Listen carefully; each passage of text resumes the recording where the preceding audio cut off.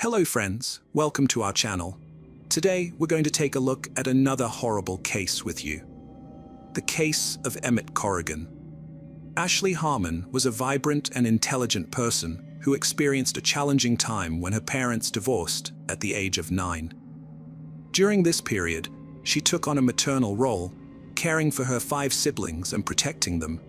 Ashley's faith was the cornerstone of her life. As a devout Mormon and a member of the Church of Jesus Christ and the Latter-day Saints, she turned to her faith in God for strength and comfort during difficult times. Her unwavering belief provided her with a sense of peace, resilience, and determination, enabling her to overcome obstacles and face challenges with courage. In 2003, while studying human development at Utah State, Ashley met Emmett, a philosophy student. Emmett, like Ashley, had experienced the pain of his parents' divorce at a young age. However, he found solace in the Mormon faith and was baptized into the Church of Jesus Christ and the Latter-day Saints at 17. Ashley was immediately drawn to Emmett's charm, and he reciprocated her feelings. Emmett was immediately smitten with Ashley's intelligence when they first met, and he quickly realized she was the one he wanted to spend the rest of his life with. He confided in his closest friends about his feelings, and their relationship blossomed over the next few months. During Christmas in 2008, Emmett proposed to Ashley, and to his delight, she accepted. The couple tied the knot in a Mormon temple, surrounded by their shared values and beliefs. The ceremony was a beautiful expression of their commitment to each other and their faith. As newlyweds, Emmett and Ashley were filled with joy and excitement as they began their new life together. Their marriage was built on a foundation of stability and happiness, which is deeply rooted in Mormon values. In the Mormon faith, marriage is considered a sacred and eternal bond that transcends mortal life. While divorce is not entirely ruled out, it is strongly discouraged and only permitted under specific, extreme circumstances. In 2005, Ashley and Emmett had twin daughters, and they were thrilled to start their journey as parents. Emmett loved being a father and cherished every moment with his girls. Ashley was happy to be living the life she always wanted. At the time, they were college students at Utah State University, and they managed to balance school with taking care of their babies. Although they faced challenges, their faith and love for each other helped them overcome difficulties. With determination, they pushed through and worked towards a better future. In 2009, Emmett graduated from Utah State University with high honors, went to law school, and passed the bar exam, becoming a bankruptcy attorney. During this time, Ashley stayed at home to care for their growing family, while Emmett focused on building his career. Ashley Corrigan took on the role of managing the household and raising their 4 young children.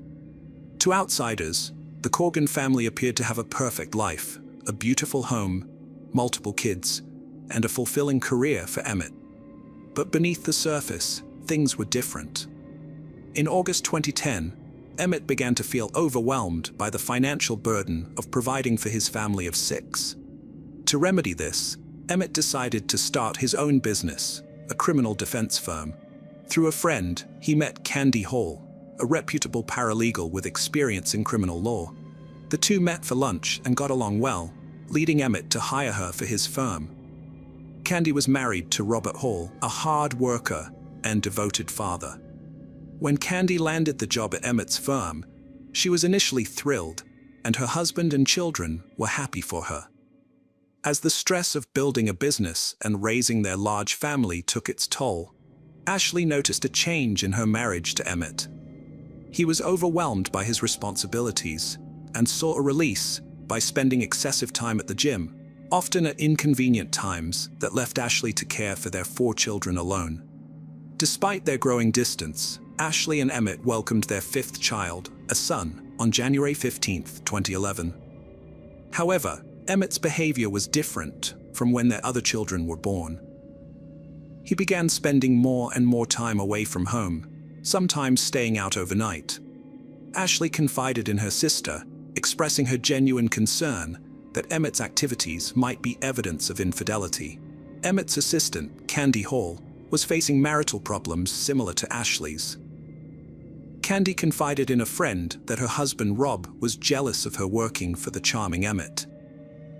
The constant arguing was putting a strain on their relationship. On March 6, 2011, Ashley and Emmett celebrated their 7th wedding anniversary, but Emmett didn't join her. Instead, he claimed to be at a bodybuilding competition, leaving Ashley to take care of their children by herself. Ashley felt anxious about her marriage, wondering if she was to blame for Emmett's unhappiness.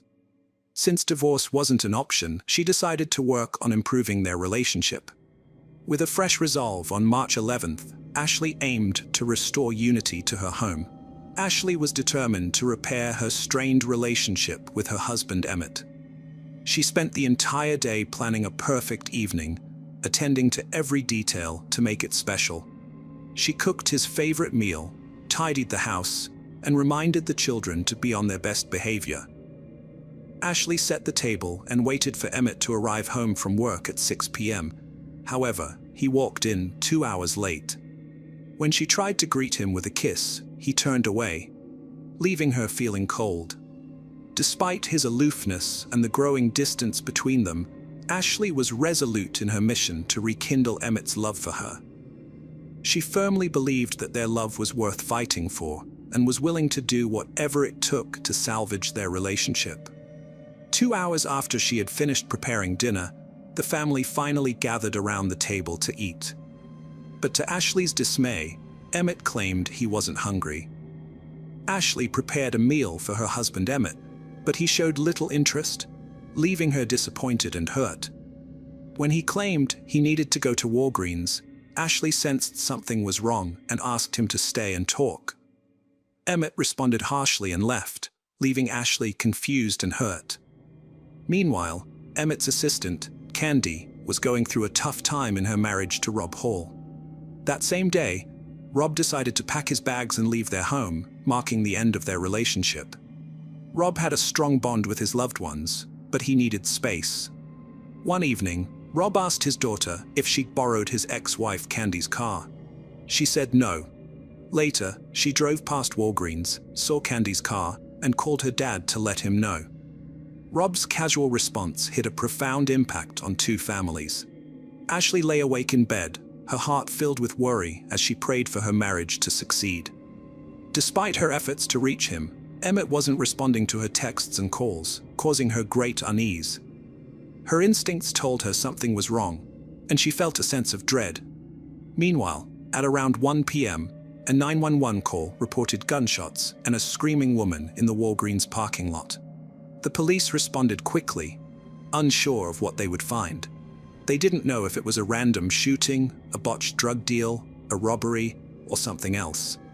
As the first officer approached the scene, he was met with a disturbing sight. A lifeless body on the ground, and another person, wounded and clutching their head in pain.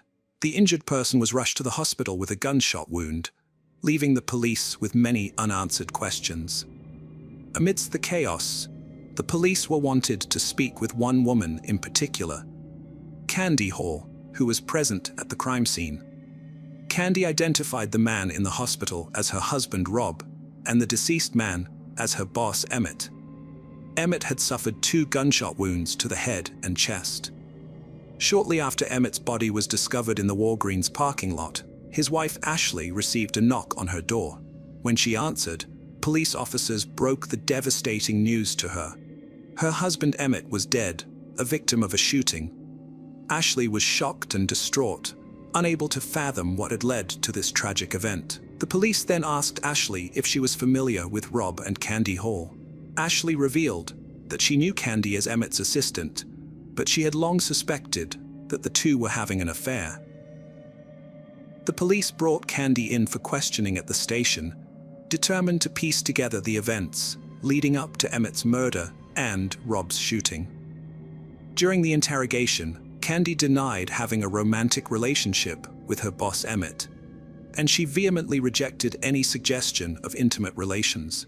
According to Candy, she had driven to Walgreens that night solely to pick up a prescription. Candy and Emmett met by chance in a store, and decided to take a drive in Emmett's car. During the drive, Candy's phone rang. It was her estranged husband, Rob. Candy told Rob she was with Emmett, which sparked Rob's jealousy and led to him making a violent threat against Emmett. After the phone call, Candy and Emmett stopped at a gas station and eventually arrived at Walgreens. When they got out of the car, Candy saw Rob waiting for them, visibly angry. The situation escalated into a heated argument and physical fight between Rob and Emmett. Amidst the chaos, Candy heard 3 loud gunshots and turned to see both men on the ground. She saw a gun lying nearby, picked it up and threw it away. When questioned by detectives, Candy claimed she didn't know who fired the first shots. Rob, who suffered a superficial gunshot wound to the head, was treated at the hospital and then interviewed by detectives. He told them that the gun found at the scene was his, and that it fell out of his pocket during the fight with Emmett at Walgreens. According to Rob, Emmett dove for the gun, and they struggled over it, resulting in Emmett shooting him in the head. Rob claimed he didn't know who shot Emmett during the struggle. The detectives weren't surprised that Rob didn't remember much due to his head wound from the gunshot. However, they did wonder if Emmett had fired the first shot, considering he ended up dead. To get to the bottom of the incident, which occurred in the Walgreens parking lot, the detectives checked the security footage. Upon reviewing the footage, they saw Rob Hall arrive at the parking lot at 9:55 p.m. 1 minute later, he entered the Walgreens store, rushing through each aisle as if searching for someone. The footage then showed Rob leaving the store at 10:06 p.m. and parking his car beside the candy section, where he waited for several minutes. 10 minutes after the shooting, Emmett's truck appeared on security footage as it pulled into the parking lot, but the shooting itself wasn't caught on camera.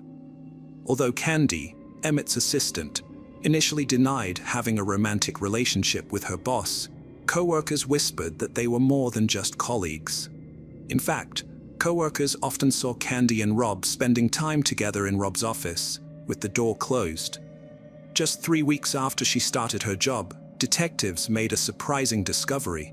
Emmett had accompanied Candy to the public defender's office to discuss divorcing Rob. During their investigation, crime scene investigators searched Emmett's vehicle and found steroids in the glove compartment. This didn't surprise many of Emmett's loved ones, as he was obsessed with bodybuilding and had been acting strangely, leading them to suspect he was using steroids. When Candy gave her statement to the detectives, she described a distinctive pattern of gunshots that suggested Rob had shot and killed Emmett twice before turning the gun on himself. This evidence was enough for the detectives to obtain an arrest warrant for Rob Hall, charging him with first-degree murder. Rob was arrested and charged with Emmett's murder. The consequences of Rob's actions were severe. If convicted, he faced life in prison without parole or the death penalty. As the trial approached, Ashley, Emmett's wife, hoped it would bring her some closure. She believed that understanding her husband's infidelity and death would help her heal. Prosecutors argued that Rob was angry at Emmett for having an affair with Candy and blamed Emmett for ruining his marriage. According to the prosecution, Rob shot Emmett and then killed himself. However, Rob's defense team told a different story. They claimed Emmett was the aggressor on the night he died, and that he had a history of steroid abuse. They alleged that during the altercation, Emmett grabbed Rob's gun and shot Rob before Rob regained possession and killed Emmett in self-defense. One of the key witnesses in Rob's trial was his wife, Candy. Her testimony differed slightly from her initial statement to the police. Instead of hearing 2 rapid gunshots followed by another, she claimed to have heard a pop, followed by 2 more rapid pops. This new version of events supported the defense's argument that Emmett shot Rob first. To prove Rob was the shooter, prosecutors presented forensic evidence that the type of weapon used in the parking lot shooting left significant gunshot residue, GSR, after firing. Investigators tested Rob and Emmett for GSR and found that Rob's left palm had 32 particles, his right palm had 23, while Emmett had only one particle on his left hand and none on his right. The forensic evidence proved that Rob was the one who fired the gun 3 times, and Emmett never possessed the weapon. After careful consideration, the jury found Rob Hall not guilty of first-degree murder, but guilty of second-degree murder, which means the murder was not premeditated. The judge sentenced Rob to 30 years in prison. Rob will be eligible for parole in 2028 when he is 58 years old. Despite the conviction, Rob maintains his innocence and appealed his conviction in 2021, but the Idaho Supreme Court denied him a retrial. 2 months after Emmett's murder, Candy Hall was arrested and charged with embezzlement for allegedly stealing money from her previous employer. This charge was unrelated to Emmett's murder. Candy pleaded guilty and was sentenced to imprisonment, released on parole in 2014, and remains on probation until 2026. In an interview, Candy expressed deep feelings of guilt over the incident, mainly due to its impact on her relationships with her children. She hopes to prove to them that it was a regrettable mistake. Ashley struggled to come to terms with her husband's murder by his lover's husband. In a 2015 interview, she faced Candy Hall for the first time.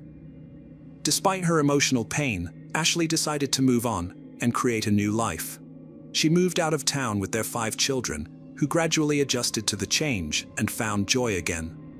Ashley eventually remarried, had 2 more children, and now blogs for victims of with you. The case of Greg Mulvihill.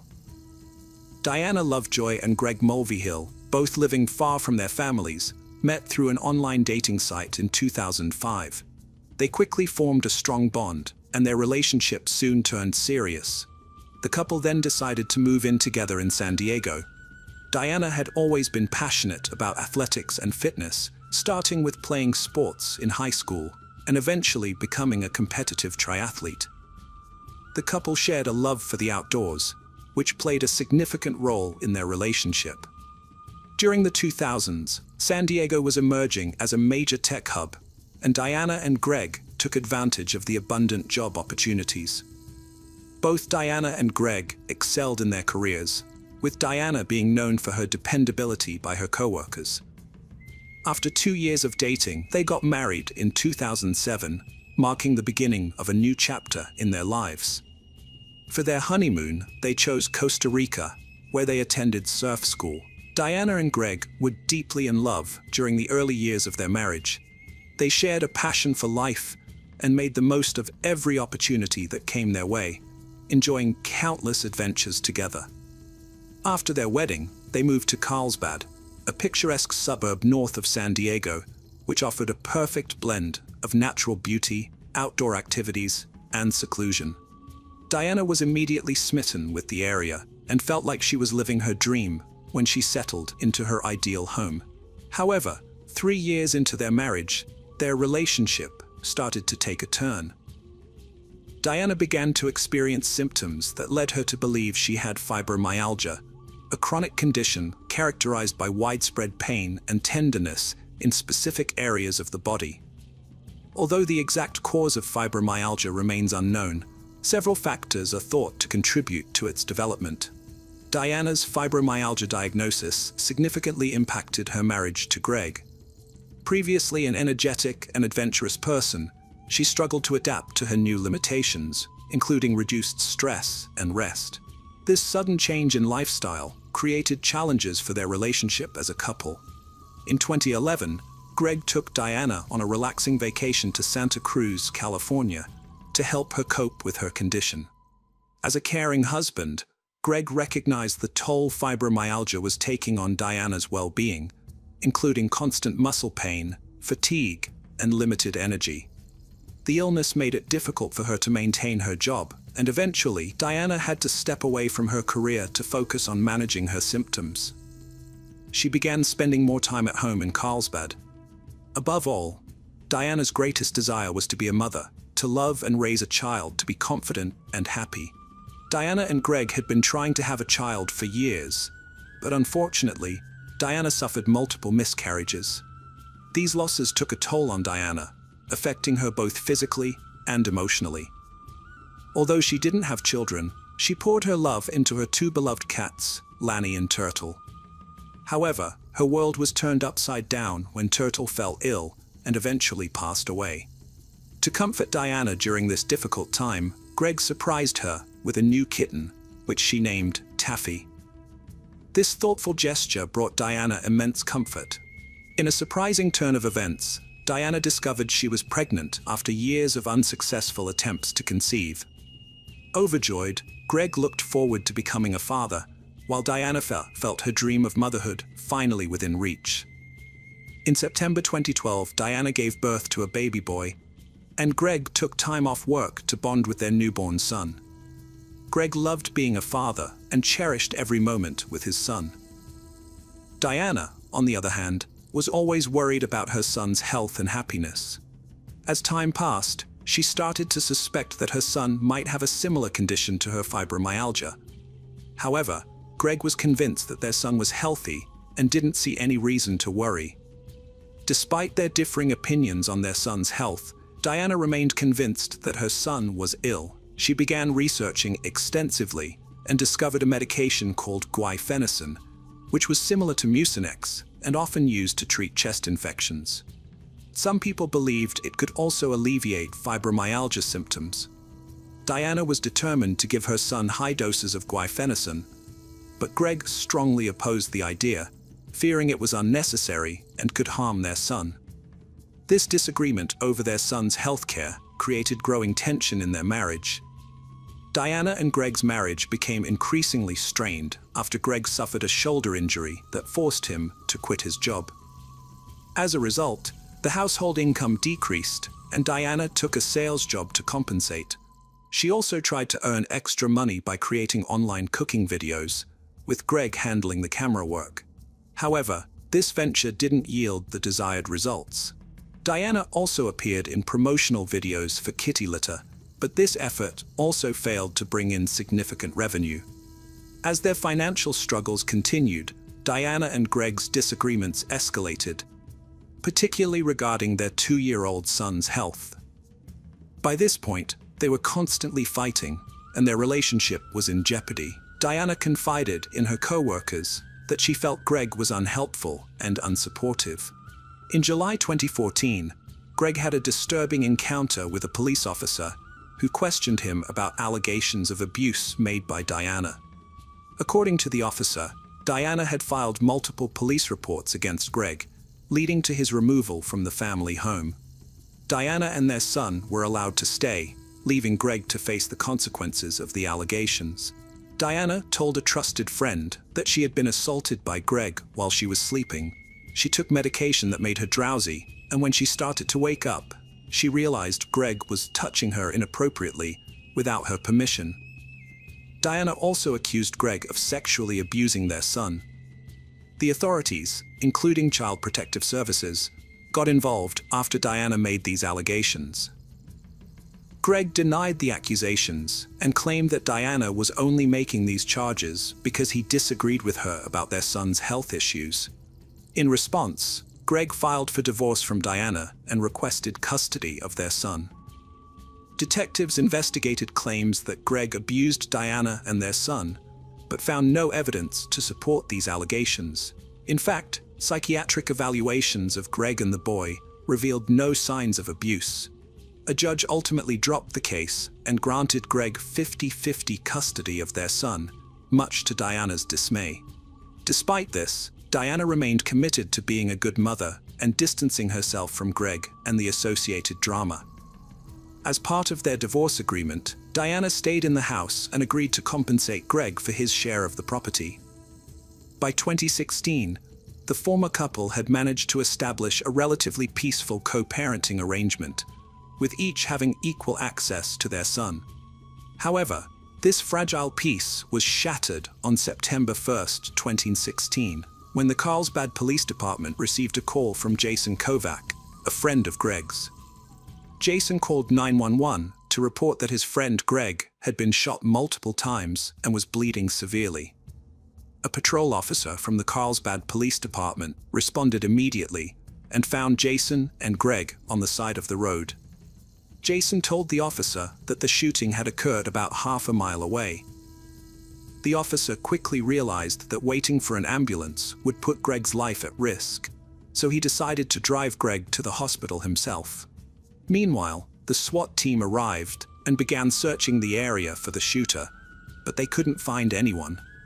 At the hospital, doctors rushed Greg into emergency surgery, where they discovered he had a gunshot wound to his chest. Greg survived the surgery, but he was placed on life support afterwards. While Greg recovered in the hospital, detectives interviewed Jason, who was still shaken by the event. Jason explained that Greg had received a call from a private investigator claiming to have important documents related to his custody and divorce proceedings with Diana. The investigator didn't leave his name, but he gave Greg a specific meeting time and location. Greg was initially hesitant, but his curiosity got the better of him, and he asked Jason to come along for backup. Jason agreed, and they armed themselves with a flashlight and a child's baseball bat. They arrived at the remote location, which was extremely dark due to the new moon. The only light came from a small sliver of the moon. According to Jason, the caller instructed Greg to find a package attached to an electricity pole. When Greg saw the package, he walked towards it with his flashlight, scanning the area. Suddenly, he shouted, "Gun!" and a gunshot rang out. Greg and Jason started running for their lives, with bullets whizzing past their heads. They eventually reached their car, where Jason realized Greg had been shot and called 911. Jason couldn't provide a detailed description of the shooter, but he led the detectives to the exact location of the shooting. During their investigation, they found an intriguing clue near the electricity pole, a neatly folded Angry Birds towel that seemed to be intentionally left there to deceive Greg. Jason reported hearing 6 gunshots, but the investigators found no evidence of shell casings or a weapon. This lack of forensic evidence suggested that the shooter was experienced and knowledgeable about covering their tracks. During their search, the detectives noticed a strong smell of feces in the air, which led them to a pile of feces accompanied by a towel that seemed to have been used for cleanup. The investigators preserved the feces sample and towel as potential evidence, carefully packaging and transporting them to the crime lab for analysis. However, obtaining DNA evidence from the feces sample could take up to a month. In the meantime, the detectives continued their search for a suspect, investigating all available evidence and following up on leads. They focused on Greg's estranged wife, Diana Lovejoy, and questioned her about her possible involvement in the shooting. Diana denied any knowledge and provided an alibi, stating she was at home with her son at the time of the shooting. Greg unexpectedly woke up from life support and began to recover. When he was well enough, he was interviewed by detectives, who asked about his estranged wife's potential involvement.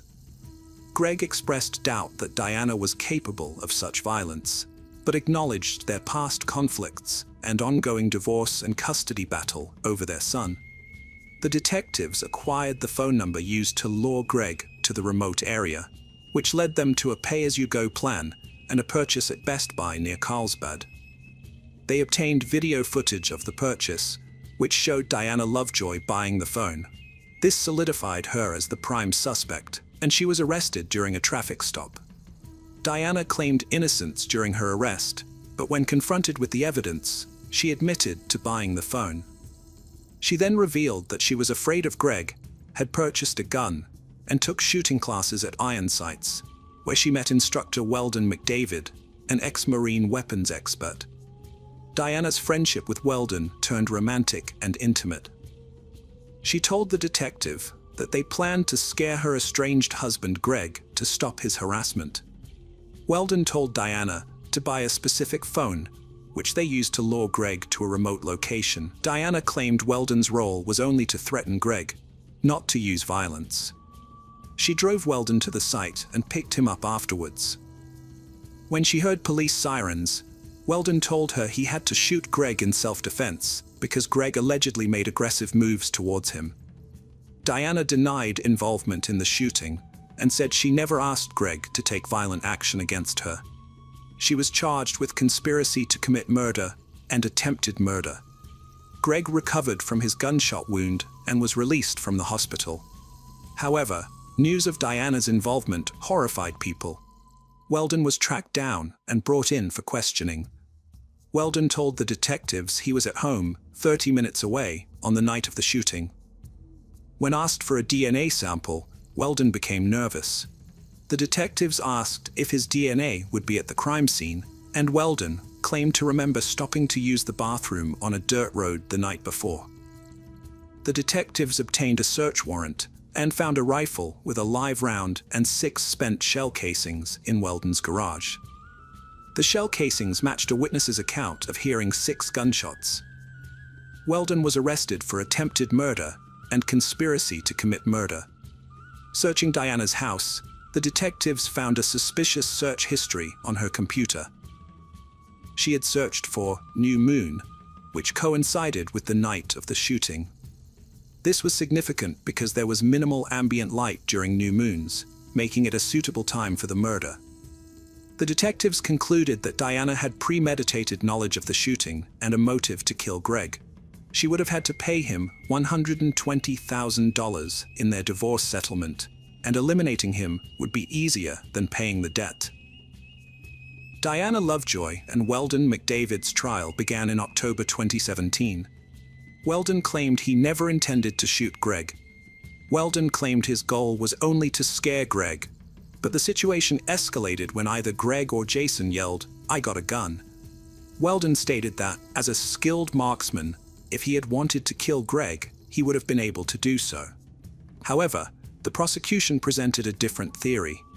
They argued that Weldon did not shoot and kill Greg because Greg shone a flashlight in Weldon's eyes, disorienting him due to the darkness. Having sat in the dark for an extended period, Weldon's sense of direction was impaired. This ultimately saved Greg's life.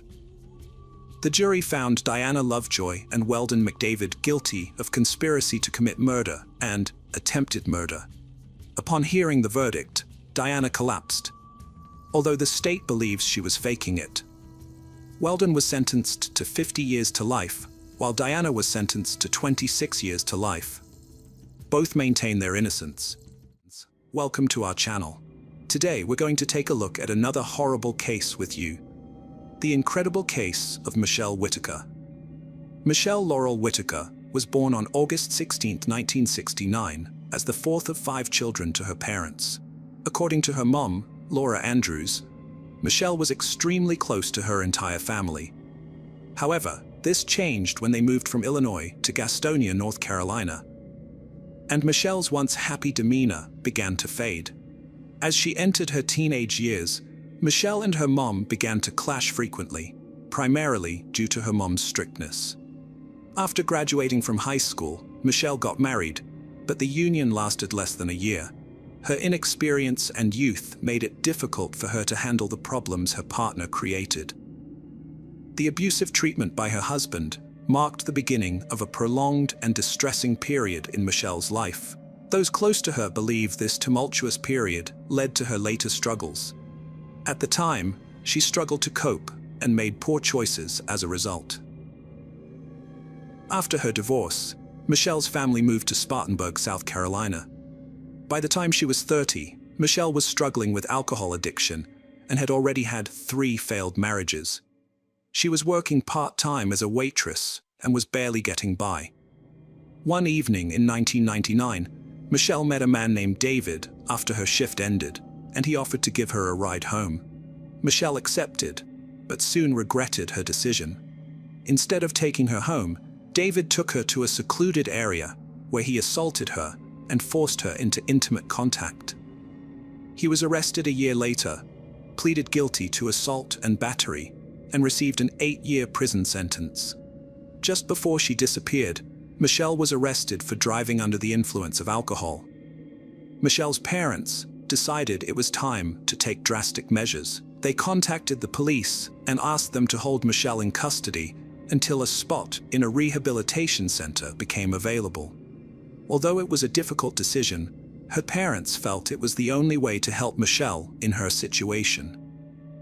However, Michelle became extremely upset by this, and from that point on, her relationship with her mother significantly deteriorated.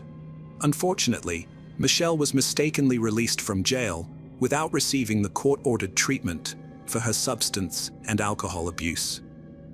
On August 5, 2002, Michelle had an argument with her mother and stormed out of the house in a bad mood. 3 days later, the man she was staying with contacted her mother, Laura Andrews, to inform her that he couldn't find Michelle after they had had an argument. This is how Laura learned of her daughter's disappearance. Laura immediately sought help from a friend who worked at the local police station. But the police, familiar with Michelle's lifestyle, advised her to wait a little longer, assuring her that Michelle would likely show up on her own. However, 2 weeks passed and Michelle failed to return home. On August 21, 2002, Laura filed an official missing persons report, and local law enforcement began investigating Michelle Whitaker's disappearance. During their investigation, they discovered the last place Michelle was spotted, a truck stop. This information came from a local resident named Doug, who had met Michelle by chance on the street the day before she disappeared. Doug recounted that he had stopped his motorcycle outside a bar where Michelle was sitting and struck up a conversation with her.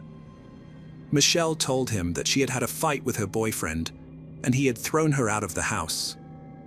Later that evening, they visited 2 bars together, playing a few games of billiards at one of them. They then took a ride on Doug's motorcycle until dawn, after which they went to his house. Thus, it was revealed that Michelle Whitaker had spent her last evening visiting local bars, and Doug was the last person to have seen her alive. This made Doug the prime suspect in Michelle's disappearance. According to his testimony, Michelle had planned to go to Myrtle Beach, South Carolina, a resort city on the Atlantic coast, where she hoped to earn good money working in local bars and restaurants. Doug claimed that he dropped Michelle off at a truck stop, but only after giving her some clothes, including a t-shirt and shorts, and some money to buy coffee and newspapers. He said he wished her good luck before leaving. To verify Doug's story, the police gave him a lie detector test, which he passed. They also tested the man Michelle had been staying with before she vanished, but found no evidence to suggest he was involved in her disappearance.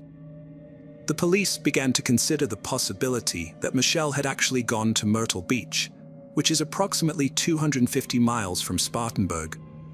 A few more weeks went by, but there was still no sign of Michelle. Her family and friends were growing increasingly anxious. Despite her anger and resentment towards her parents, they couldn't bring themselves to believe she would abandon her family and go into hiding. Michelle's prolonged disappearance made the local sheriff question her motives. When people travel for extended periods, they typically take some personal belongings with them, but Michelle had left with almost nothing. Moreover, she had a beloved pet dog to which she was deeply attached.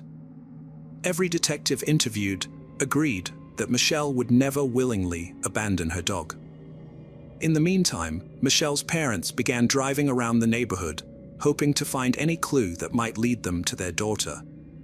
After receiving multiple tips that Michelle had been spotted on a beach in North Carolina, they headed there immediately. They spent 3 days searching for her, posting flyers and talking to locals, but their efforts ultimately proved fruitless. After 6 months of unsuccessful searches, Laura Andrews started questioning whether her behavior towards her daughter had been right. She had witnessed her daughter's downward spiral and couldn't just stand by. Laura wanted to protect her in any way possible. Additionally, she suspected that the 1999 brutal attack Michelle suffered might have contributed to her disappearance. Laura couldn't forgive herself for the hurtful words she spoke to Michelle after the attack, despite the assault being a terrible act by a stranger. Laura initially blamed Michelle for taking a destructive path and causing harm to herself, which only damaged Michelle's self-esteem further with her words. From the sheriff's office, it was assumed Michelle had motives to escape due to her reputation. Detectives thought she'd eventually be arrested, but a year passed with no results. The police were alarmed that Michelle left no digital traces, which wasn't a good sign. Both police and family wondered if Michelle was a crime victim, possibly falling prey to a truck driver, but this theory remained unsubstantiated. 2 more years passed with no leads. On the 3rd anniversary of Michelle's disappearance, after police and Laura Andrews visited the truck stop where Michelle was last seen, local TV stations revisited the story. Just days after Michelle's story aired on TV news, the Spartanburg County Sheriff's Office received a strange letter. The anonymous letter, handwritten on a small sheet of paper, claimed to reveal the location of Michelle Whitaker's body. A crude, homemade map accompanied the letter, pinpointing the exact spot. Despite its amateurish appearance, the letter was well written and proper, lending it an air of credibility. The sheriff, accompanied by search dogs, embarked on a search of a rural area 25 miles from where Michelle was last seen. This development came 3 years after her disappearance, and her family was torn between despair and hope. Some had reluctantly accepted that Michelle might be dead, while others clung to the possibility that she was alive and safe.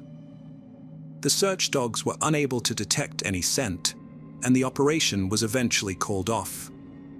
Although relieved that no body was found, the investigators remained perplexed by the letter. A handwriting analysis and DNA evidence from the envelope suggested that the author was a woman, but her identity remained unknown. In 2006, Michelle's parents relocated to Rock Hill, South Carolina, which is 65 miles from Spartanburg. A year later, on the 5th anniversary of Michelle's disappearance, the whole family gathered at the church. Michelle's mother, Laura Andrews, did not want to treat the gathering as a memorial service because Michelle's body had not been found, and there was still a faint hope that she might be alive. Another year passed, and Detective William Gary took over the investigation of Michelle's disappearance. At the time, he was handling a dozen unsolved cases, including Michelle's. Since many years had gone by without any evidence that Michelle was still alive, her case was considered a felony. The lack of evidence led the investigators to believe that something tragic had likely occurred. As the 6th anniversary of Michelle's disappearance approached, on August 4, 2008, Detective Gary received a call from a woman claiming to know Michelle's whereabouts. She said Michelle was living in Oregon. The woman had seen Michelle's file on an episode of Forensic Files and a website created by Laura, which helped her recognize Michelle as a woman who had been living with friends for 6 years, unaware that her family had been searching for her.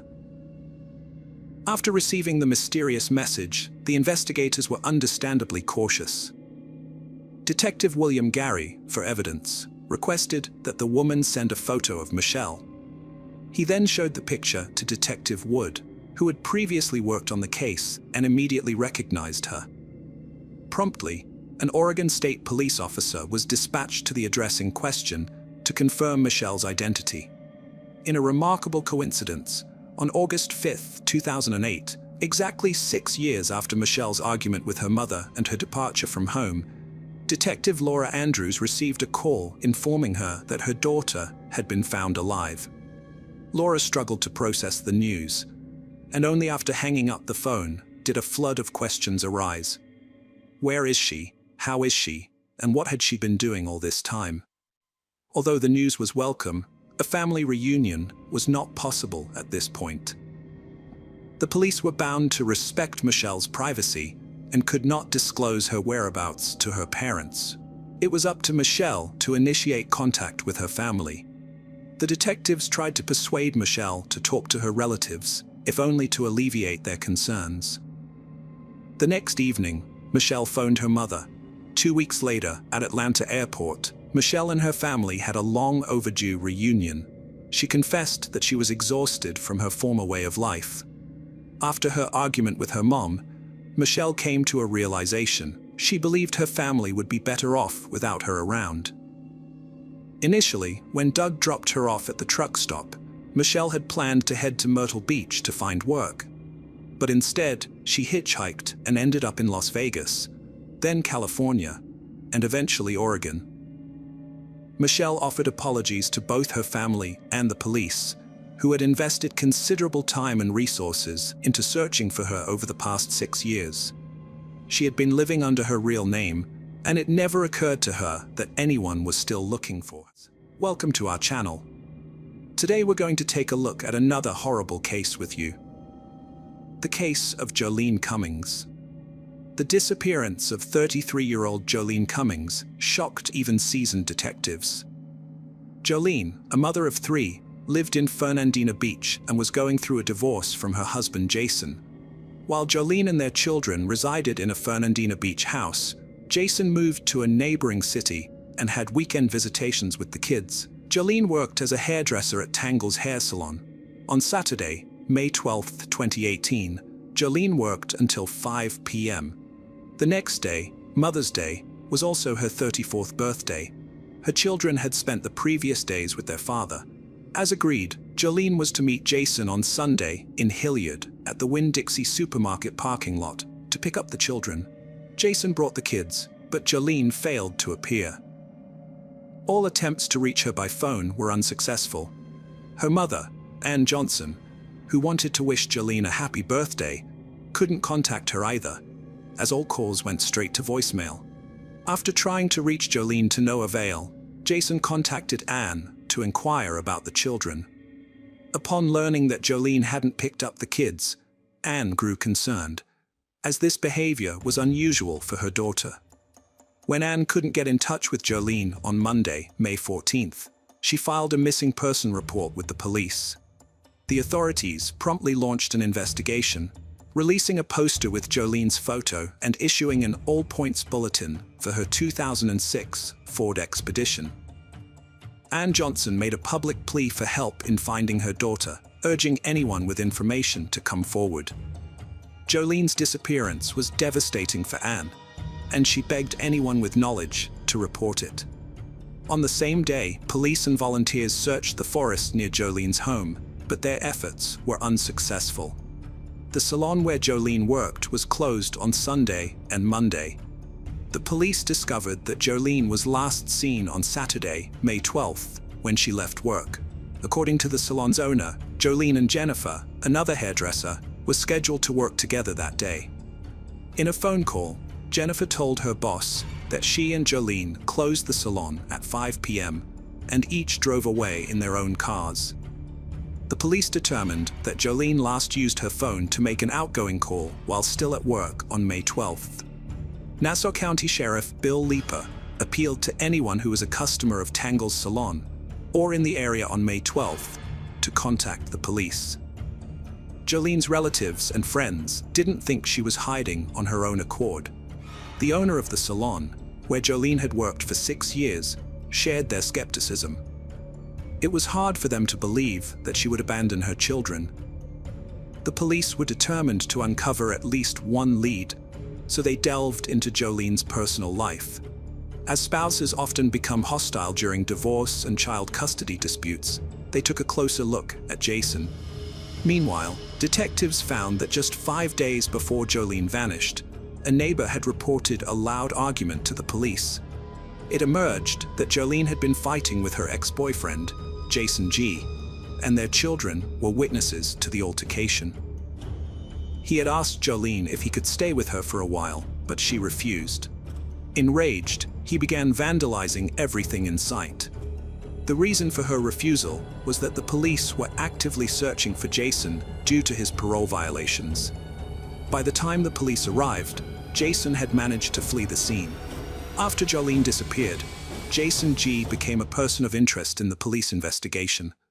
2 days into the investigation, on May 15, 2018, the police found Jason G. hiding in Jolene's house, where he had been since the day Jolene's neighbor reported a loud quarrel to the police. He was arrested and taken to the police station for questioning. During the conversation, Jason G. claimed he was not involved in Jolene's disappearance. Meanwhile, the police discovered their first crucial lead. They found Jolene Cummings' SUV parked outside a Home Depot hardware store, just a few miles from her workplace. The vehicle was undamaged and showed no signs of a struggle. On May 15th, the police visited the salon where Jolene worked, as it was the first working day after a 2-day break. They arrived at 10 a.m. to speak with Jennifer Seibert, an employee who claimed to be the last person to see Jolene and to have closed the salon with her before the weekend. However, Jennifer failed to show up for work, citing an urgent matter in another city. CCTV footage provided crucial clues about Jolene's disappearance. The footage revealed Jolene's car entering the parking lot of a hardware store, where the police later found it. Notably, Jennifer Seibert had stated that she and Jolene closed the salon at 5 p.m. on May 12th. But the CCTV footage showed Jolene's car arriving at the hardware store at 1:17 a.m. on May 13th, a time gap of 8 hours and 17 minutes. Jennifer visited a gas station across the street from her location. Surveillance footage from the station reveals that she entered the premises, purchased a bottle of water, and requested an employee to call a taxi for her, which later took her to her workplace, a salon. The gas station employee reported to the police that Jennifer appeared agitated and had fresh facial abrasions. As a result, Jennifer Seibert became the primary suspect in the investigation, and the police launched a search for her. Upon verifying the address she provided when applying for her job, the detectives discovered it was fictitious. Jennifer attempted to evade capture, but her efforts were unsuccessful. On May 16th, patrol officers spotted a black Kia Soul belonging to Jennifer, parked in a recreation area between 2 trucks, approximately 50 meters from her salon. Upon approaching the vehicle, the officers found Jennifer asleep inside. They arrested her and initially charged her with stealing Jolene Cummings's car. When the police took her to the station, detectives noticed the abrasions on her hands and face and asked her to explain how she got them. She said she had been bitten by bedbugs. The police found out that she didn't have a permanent place to live, mostly sleeping in her car and using a shower at a fitness center. After her arrest, the investigators made a surprising discovery. Jennifer Seibert wasn't her real name. Her real name was Kimberly Kessler, born in 1968, and she had been reported missing in Pennsylvania in 2012. The name Jennifer Marie Seibert belonged to a 13-year-old girl who died in a car accident in Germany in 1987 and was buried in Butler Cemetery, Pennsylvania. During a videotaped interview 48 hours later, Kimberly Kessler, seated on a couch and wearing an orange jumpsuit, calmly revealed her true identity. "When you run my fingerprints, they'll come up as Kimberly Lee Kessler. I'm 50 years old, and I've been on the run for over 25 years." The police investigation into the case revealed more about Kimberly Kessler's past. It emerged that she had begun using other people's names in 1996 while living in Pennsylvania. Since then, Kessler had used at least 18 aliases and lived in 33 cities across 14 states. Many of these names were similar, and she had taken at least half of them from gravestones and cemeteries, later obtaining fake documents to support these identities. One of the identities she used was Jennifer Seibert. In 2012, Connie Kessler, Kimberly's mother, contacted the police to report her daughter missing, despite not having heard from her since 2004.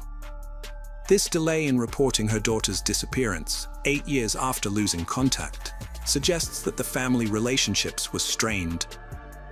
The Pennsylvania police investigated Kimberly Kessler's disappearance and determined that she was voluntarily missing, but the reasoning behind this conclusion is unclear. It is unknown whether a further investigation was conducted. Had the police found her, they likely would have discovered that she had assumed someone else's identity. Several questions remain unanswered. Why did Kessler flee, and why did she use multiple aliases? According to Connie Kessler, her daughter faced numerous challenges, including an abusive relationship with a man in 2004. Kimberly gave birth to a son, Evan, but when the relationship ended, the father took custody and prohibited Kimberly from seeing her child. The father later relocated to another state and falsely told Kimberly that their 1-year-old son had passed away. Kimberly sought to uncover the truth and locate the grave of her son. Frustrated by the lack of answers, she began searching for Evan and investigating his fate. Connie Kessler theorizes that her daughter used aliases to conceal her identity, fearing Evan's father. According to Tim Edwards, Evan's father, the circumstances were different. He claims to have had a relationship with Melissa McKernan between 1997 and 1999, resulting in the birth of their son Evan. Melissa allegedly used fake names to keep her family, including her mother, from finding her. After the couple separated, Melissa retained custody of Evan, denying Tim visitation rights. In 1999, when Evan was around 15 months old, social services intervened, taking Evan away from Melissa, who then fled the city, disappearing from Tim's life. Tim never informed Kimberly that Evan had passed away since he lost contact with Melissa after she left, and never heard from her again. Later, when Jolene vanished, Evan was 20 years old and had never seen a picture of his biological mother, until FBI agents visited their home in 2018 to gather information about Kimberly Kessler's past. However, there are inconsistencies in these stories. According to Tim Edwards' birth certificate, Evan was born in 1998, but in her interview, Connie Kessler claimed Kimberly gave birth to Evan in 2004. This discrepancy suggests that Connie Kessler was not well informed about her daughter's life, and her statement about Tim hiding Evan from his mother may not be reliable. As a result, Connie's theory that her daughter used the identities of deceased individuals to find her son and avoid detection by his father is questionable. Moreover, Kimberly was unable to provide coherent reasons to the detectives about why she needed to use multiple names. Now, let's revisit the Jolene Cummings case. After uncovering the fact that Kimberly Kessler had been living under assumed identities, the police brought forgery charges against her. A storage unit rented by Kessler was searched, yielding several significant finds, including 4 wigs, a bag containing 2 severed hair tails, and 3 mobile phones. However, the most critical piece of evidence was the discovery of Jolene Cummings' DNA on Kessler's sock and shoe. Furthermore, during a search of Kessler's vehicle, the police found scissors with Jolene's DNA on them. Notably, the blue plastic containers found at the scene will prove to be important later on. The phone seized from Kessler revealed a disturbing search history. It suggested that what happened to Jolene Cummings was not an accident, but rather something Kessler had been preparing for. On April 30th, 2018, at 3:36 a.m., Kessler searched for information on a man who was charged with murder after his co-worker's remains were found in his yard. This was followed by a search on May 8th at 1:37 a.m. for cases where a co-worker was found guilty of murder, but the body was never found. Later that day, at 7:13 a.m., Kessler searched for advice on injecting and how to use a tourniquet. She also looked up a list of female murderers by country on a website called Murderpedia, as well as a list of female murderers in Florida. Finally, she searched for information on autopsy and post-mortem changes at 6:33 p.m. The owner of the hair salon where Jolene worked reported that the plant in the pot inside the salon had been replaced. This draws attention to Kessler's search queries on May 13th, the day Jolene failed to pick up her kids. At 12:05 p.m., Kessler searched for indoor palm and then variation palm tree. A minute later, at 12:06 p.m., the police examined CCTV footage from a hypermarket selling household goods, located a few hundred yards from the Tangles hair salon. The footage showed Kessler arriving at the hypermarket on May 14th at 2:39 p.m. and leaving the store half an hour later with a plant, which would later end up at the hair salon on May 15th at 6:13 p.m.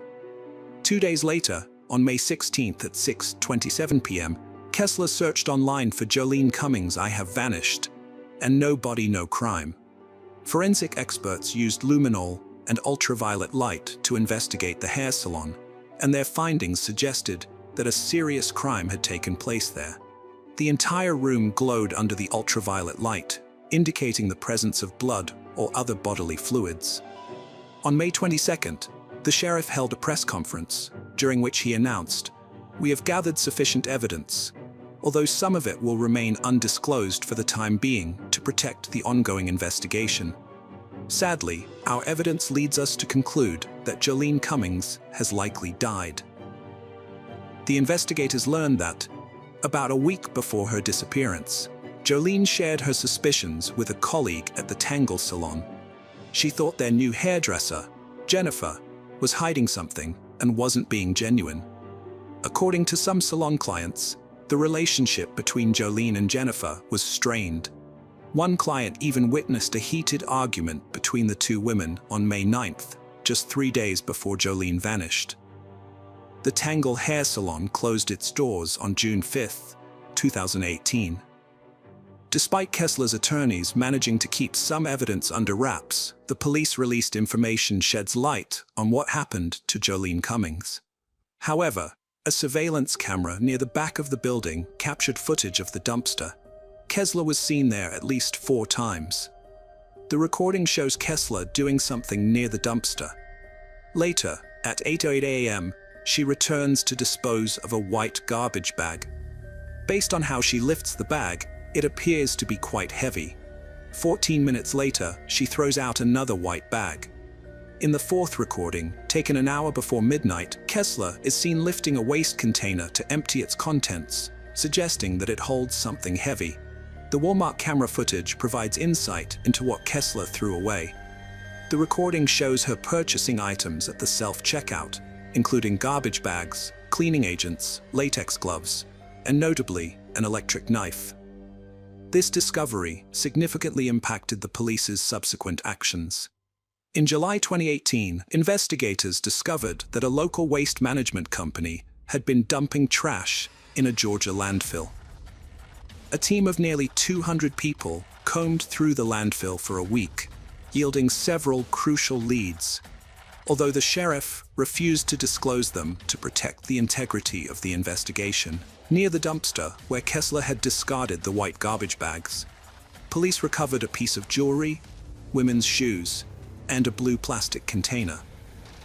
Notably, the container was identical to one found in Kessler's storage unit, and it tested positive for Jolene Cummings' DNA. While Jolene's body remained unfound, the accumulated evidence was sufficient to warrant Kessler's arrest for her murder. On January 17, 2019, Kimberly Kessler made her first court appearance, entering a not guilty plea. However, the trial was delayed for several years due to the judge's concerns about Kessler's mental stability. During this time, Kessler engaged in a hunger strike, which left her weighing under 88 pounds. Her court appearances were often marked by outbursts of anger. Before the 2021 court session, Kessler underwent compulsory treatment, which ultimately deemed her fit to stand trial. On December 9, 2021, the jury delivered a guilty verdict, and on January 27, 2022, Kessler was sentenced to life in prison without parole. The prosecution believes Kessler's motive was to silence Jolene Cummings, who threatened to expose her lies during a press conference. Sheriff Leeper expressed satisfaction with the verdict, stating that Kessler would spend the rest of her life in Florida State Prison. Unfortunately, Jolene Cummings' body was never. Welcome to our channel. Today we're going to take a look at another horrible case with you, the case of Christina Carlin Craft. Christina Rose Carlin Craft was born on November 11, 1983, in a coastal town in southern New Jersey, to Stuart Craft and Deanne Carlin. She had a natural flair for being in front of the camera, which would eventually shape her career path. After graduating from high school in Linwood in 2000, Christina worked as a waitress in southern New Jersey and later at the Borgata Hotel Casino and Spa in Atlantic City for several years. However, her ultimate dream was to become a model, and her determination paid off. She eventually found success in the modeling industry. In her promotional material, Christina revealed that she enjoyed participating in photo shoots featuring high-end lingerie and swimwear. According to Eva Waltz, a friend she met on a 3-day Maxim magazine shoot, Christina was a charming and beautiful woman with a great sense of humor. With dark hair and blue eyes, she embodied the essence of a fashion model. Christina had always dreamed of being on the cover of Playboy. In 2003, while working as a waitress at the Borgata Casino, she met Alex Urtielli. They started dating soon after, and Alex became her supportive partner, never opposing her career choices. After a long-term relationship, they got engaged. The couple stayed together until Christina's death. Christina achieved her goal of becoming Cybergirl of the Month for May 2009 and was invited to the Playboy Mansion. She attended parties at the mansion, gaining entry into the glamorous world. This success marked the peak of her career, and her ambitions soared, especially after meeting Hugh Hefner, whose attention was hard to capture. However, despite this, Christina failed to become a Playboy magazine model. Thousands of girls send their photos to the magazine, but only one is chosen. At 26, Christina was considered too old for the magazine, which typically features younger models. This setback affected her confidence, but she continued modeling. Her extensive portfolio included work with Redken, Moxim, Victoria's Secret, Vanity Fair, and many others. To further her career, Christina moved to New York with her boyfriend Alex. However, not all brands were willing to work with her due to her explicit photo shoot. Christina's career began to decline after her appearance in Playboy, ultimately coming to an end. Overcoming this challenging period in her life was undoubtedly tough, but she always had Alex's support. Known for her elegant appearance, captivating beauty, and scandalous behavior, Christina made headlines in 2016 for causing a scene at the Smith, a restaurant in New York. According to law enforcement sources and court documents, Christina Carlin Kraft, 34, and her male companion got into an argument with the manager, Sergei Anakin, on March 6 over their bill. The man refused to pay, and the manager intervened. Witnesses claim Christina was drunk and falsely accused the manager of pushing her, but surveillance footage proved otherwise. She allegedly struck someone in the neck around 10 p.m., causing redness and significant pain. Christina was charged with misdemeanor assault, attempted assault, and harassment. However, the DA offered her a deal, and the charges were dropped on the condition that she remains trouble-free for 6 months. Christina has always had a fondness for Philadelphia, particularly Ardmore, which she considered a safe haven. With this in mind, Alex purchased an apartment in Ardmore in 2018 and relocated to Pennsylvania with her. However, Christina soon discovered that Ardmore wasn't as safe as she had thought. On August 18, 2018, she contacted the police to report a robbery. Earlier that evening, Christina had spent time at a bar in Philadelphia, but her memories of the night were hazy. The next thing she recalled was waking up the following morning, feeling groggy and suspecting that someone had drugged her with illegal substances. She had no recollection of how she got home or if anyone had accompanied her. At the time, Alex was away on a business trip. Feeling uneasy and anxious, Christina repeatedly expressed her concerns about her safety. During the investigation, police obtained CCTV footage showing a car arriving at Christina's apartment around 3 a.m. Unconscious in the back seat, Christina was being driven by a thief who stole her keys, entered her home, and plundered over $50,000 worth of valuables, including jewelry, designer bags, pillows, sunglasses, a credit card, and personal documents.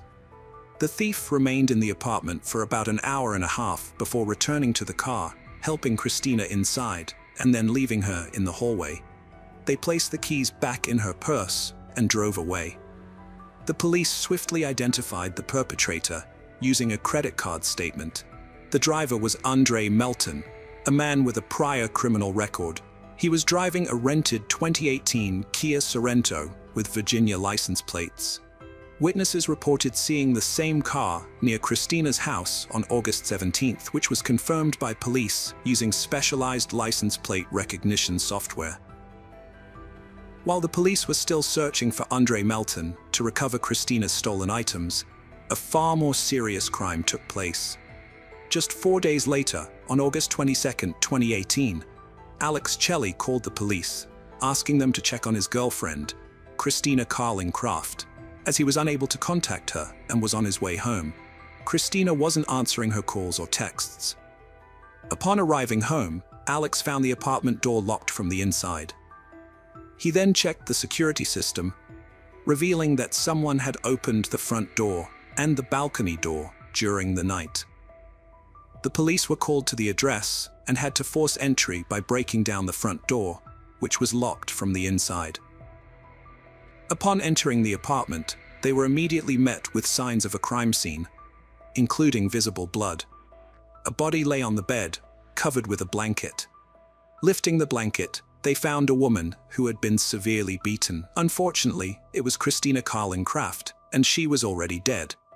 Her body showed signs of blows all over, and her nose was broken. There was also a strangulation mark around her neck. It was later discovered that Christina had been strangled with her own sweatpants. When the detectives identified the victim, they had to break the devastating news to Alex, who was waiting outside. His beloved Christina was dead.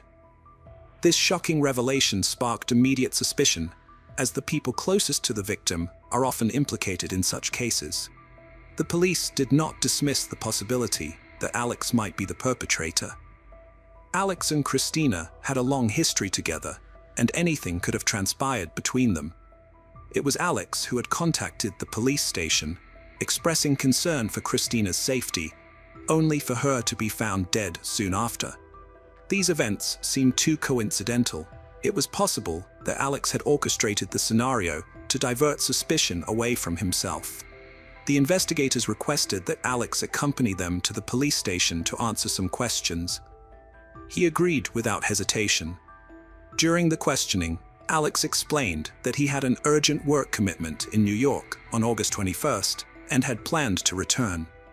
The following night, August 22nd, at 2:30 a.m., he called Christina to bid her good night, but she didn't answer. Given her habitual wakefulness at this hour, Alex grew anxious. He made several more calls, but Christina remained unresponsive. After reviewing the security system, he discovered suspicious activity in the apartment that night, prompting him to relinquish his business and rush back to Ardmore. After hearing Alex's story, the police no longer believed he was responsible for Christina's murder. His alibi checked out, and he couldn't have been in two places at once. They cleared him as a suspect, but the question remained: who killed Christina? Who would want her dead? The investigators looked into Christina's report of a robbery 4 days before her murder, suspecting a connection between the two crimes. This led them to Andre Melton, the thief who stole from Christina's apartment. Maybe he returned to steal again, but his plan was foiled when Christina caught him. Perhaps he discovered she had reported him to the police and decided to take revenge. On August 22nd, the day Christina's body was found, the police obtained an arrest warrant for Andre Melton. When they went to his address, however, they discovered he was no longer there. Despite his absence, they did find some of Christina's belongings still at the location. The police also managed to obtain surveillance footage from the night of the crime, which showed Christina leaving her apartment, then returning a few hours later with an unknown man. The footage was recorded at 3:08 a.m., and surprisingly, the man was not Andre Melton. Further analysis of the footage revealed that the unknown man did not leave Christina's apartment again. The police later found an explanation for this using CCTV cameras on the streets of Ardmore. They discovered that Christina had visited a Philadelphia bar before returning to her apartment. Investigators reviewed the CCTV footage from the bar, which showed Christina meeting a man who later hugged her.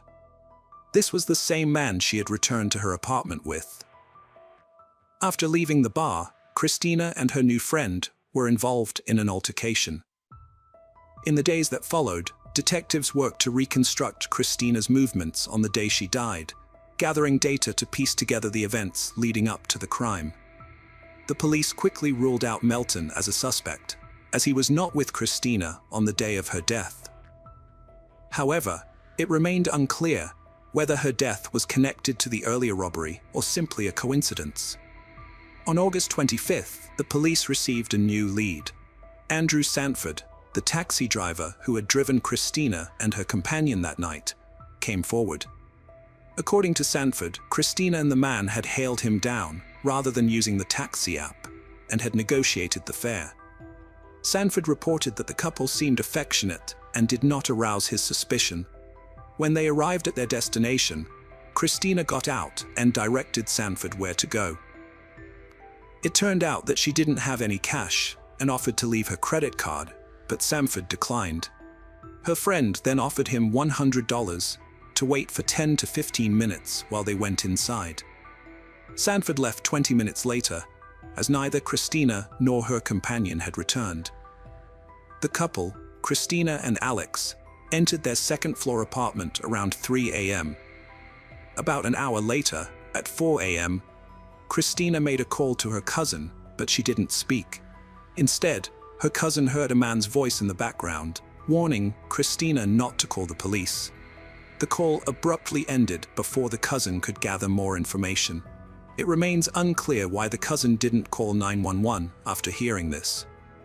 The police were able to piece together the crime's timeline thanks to the door sensors in the apartment, which recorded exact times for each door opening. The records showed that someone opened the door at 3:08 a.m. and again at 5:10 a.m. Around the same time, the system detected that someone had opened the sliding glass door on the balcony, which explained why the surveillance cameras didn't capture the moment when the man Christina met at the bar left. When the police arrived after Alex's call, they found Christina alone in the apartment, leading them to assume that the perpetrator had jumped off the balcony. Police sought public's help through media, releasing surveillance images of two men, Andre Melton and the one at Christina's apartment the night she died. In a surprising turn of events, Andre Melton, whose whereabouts were still unknown to the detectives, contacted the police himself. He confessed to stealing valuables from Christina, but vehemently denied any involvement in her murder. The police were perplexed by this unexpected call, as they were still unable to establish a definitive link between the theft and Christina's death. It was possible that this was all part of a strategy devised by the two suspects. It seemed that Melton's intention was not to surrender to the authorities, but to proclaim his innocence in Christina's murder. On August 26th, the police station received an anonymous call from a man who claimed to know one of the suspects featured in the released pictures. He shared a room with the suspect at a psychiatric clinic in Philadelphia. The caller revealed that the suspect had previously chased a woman in Love Park, Philadelphia, and followed her into the local family court building, where he molested her and became aggressive, shouting and causing destruction. The incident led to a 2-hour stay in a psychiatric hospital, costing $70. However, the suspect was admitted without being identified, as no one wanted to deal with him. The police were left with a mystery on their hands. The caller then provided even more critical information, stating that the suspect bragged about recently strangling a woman, taking great pleasure and satisfaction from the act. Upon hearing this, investigators strongly believed that they had found the killer of Christina Carlin Craft. The police station received another call from a man who claimed to be a relative of the suspect from Philadelphia. He identified the man in the photo as Jonathan Wesley Harris, who had previously served a prison sentence for robbery. Harris was released from prison on July 15th, just 5 weeks before Christina's death. After conducting a thorough background check, investigators concluded that Andre Melton and Jonathan Harris had no connection and had never crossed paths before. Therefore, the police ruled out any possibility of a link between the two crimes. Furthermore, the police gained access to Harris's phone records, which revealed that he had sent several messages on August 22nd. One of the texts mentioned that he had met an attractive woman and was planning to visit her apartment on August 28th. With this new evidence, the police obtained an arrest warrant for Jonathan Harris and deemed it crucial to apprehend him as soon as possible, as they were unsure of his next move. However, tracking Harris down proved to be a challenge, as he had left no trace. Investigators finally got a break when they contacted Harris's sister on August 29, 2018, and learned that he had recently purchased a bus ticket to Pittsburgh. Unfortunately, they discovered that Harris was already on the bus when they spoke with his sister. The police realized they wouldn't be able to catch up with him, leaving the Pittsburgh police as their last hope. It was essential to be in the right place at the right time to apprehend Harris. The police investigating Christina's death reached out to the Pittsburgh Law Enforcement Agency for assistance. They provided the exact time of the bus's arrival in Pittsburgh and sent over a photo of Harris. The fugitive task force then set up an ambush, blocking all potential escape routes, ready to apprehend the suspect at a moment's notice. Shortly after, one of the employees spotted the bus approaching. They allowed Harris time to calmly disembark, avoiding any sudden moves that might provoke a reaction. About 10 minutes later, a policeman intercepted him. I saw his eyes scanning, searching for an escape route, but it was too late. According to a Pittsburgh police officer, when the officer asked Harris to identify himself, he provided a false name. He was subsequently arrested and taken into custody at the police station. Detectives from Philadelphia traveled to Pittsburgh to question Harris. They requested that he recount the events of the night he met Christina. Harris claimed to have seen her on multiple occasions at bars and nightclubs in Philadelphia. Christina Carling Craft was struggling to adjust to her new life in New York, which had drastically altered her daily routine and environment. As a result, she would frequently visit bars, cafes, and nightclubs, but she was always by herself since Alex was constantly working and she had not yet formed new friendships. It was common for men at these establishments to approach her, taking advantage of her solo status. Harris was one of those men. Harris claimed he was drunk and high on illegal drugs when he met Christina. They had a drink, then went to her place, where they drank more and had consensual sex. Harris demanded $1,200, but Christina refused, sparking a heated argument. Harris said she hit him with a wine bottle, so he hit her back, causing her to fall. When she tried to call the police, he strangled her with sweatpants until she passed out. Jonathan Harris's story had inconsistencies. A toxicology report on Christina's body found only alcohol, contradicting his claim of a single hit. When confronted, he admitted lying. Initially, Harris denied involvement, but later confessed to beating her, saying, "I panicked," and covering her because he didn't want to see her. When the trial began, Harris, despite having confessed to the crime, pleaded not guilty, like many other criminals who later retract their confessions. However, the investigators had assembled a substantial amount of evidence, making it difficult for Harris and his lawyer to build a strong defense. They anticipated a sentence of 22 to 40 years for third-degree murder and attempted to avoid a life sentence.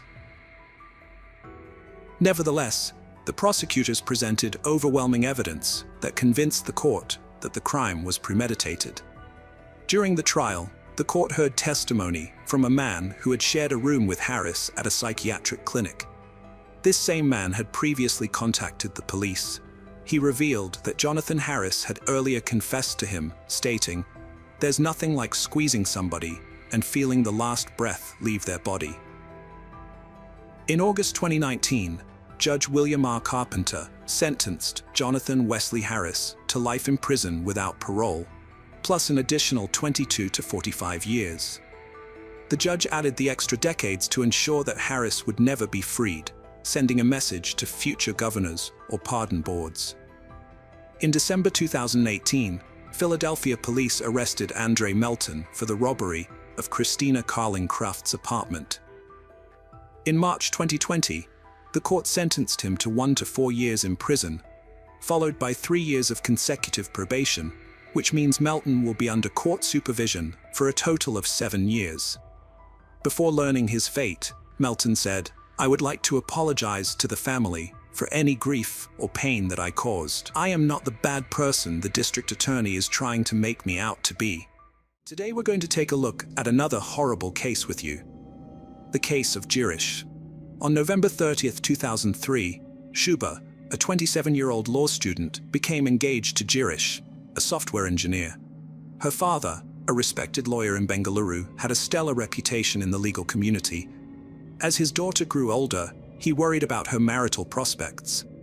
Consequently, he arranged her marriage to Girish, a suitable match with a good job at a prominent multinational company. The two families had known each other for years, which further solidified the union. Confident that Girish would provide a secure future for his daughter, Shuba's father gave his blessing for the engagement, set to take place on November 30th, 2003, with a wedding planned for April 2004. However, 3 days after the engagement, on December 3rd, 2003, Shuba suggested they celebrate with dinner at a restaurant that evening. Girish was thrilled, as this was the first time his fiancée had taken the initiative to plan a night out. Before dinner, Girish took Shuba to his office to introduce her to his colleagues. Afterwards, they headed to a restaurant on Old Airport Road for dinner. After the meal, around 9:30 p.m., Girish and Shuba began their journey home. But on the way, Shuba asked Girish to stop near the airport's landing strip so they could watch the planes take off and land. Girish agreed, parking his scooter to the side, and they stood together, enjoying the planes and each other's company. Suddenly, 3 boys on motorcycles appeared, attacking Girish. Shuba was left alone to face the 3 armed boys, and she desperately shouted for help. Unfortunately, they were alone at that moment, and the 3 boys brutally beat Girish before fleeing. Shuba persisted in shouting for help, and her cries were fortunately heard by a passing car driver who stopped to assist her and Girish. With great effort, both the car owner and Shuba managed to get Girish into their vehicle and drive him to a nearby hospital. The doctor admitted Girish and immediately began his treatment. Meanwhile, Shuba notified both her and Girish's families about the accident, and within a short time, both families arrived at the hospital. Despite the doctor's best efforts throughout the night, they were ultimately unable to save Girish, and on December 4th, they pronounced him deceased. Since this was a clear-cut case of murder, Girish's father rushed to the nearby police station that same day.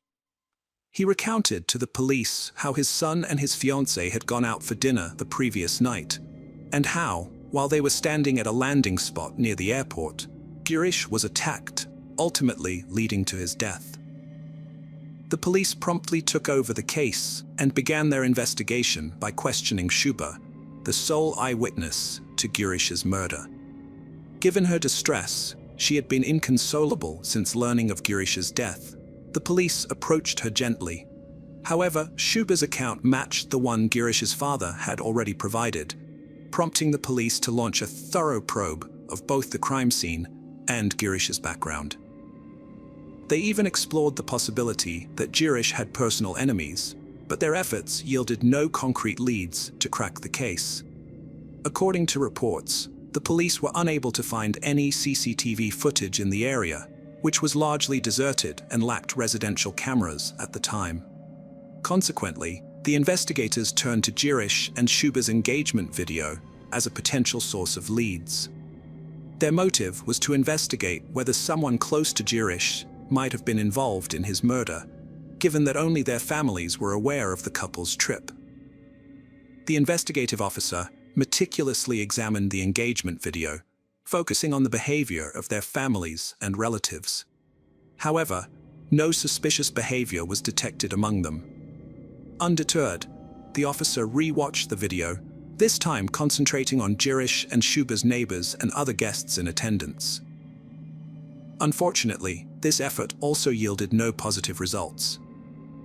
In the midst of the investigation, the officer took note of Shuba's facial expressions.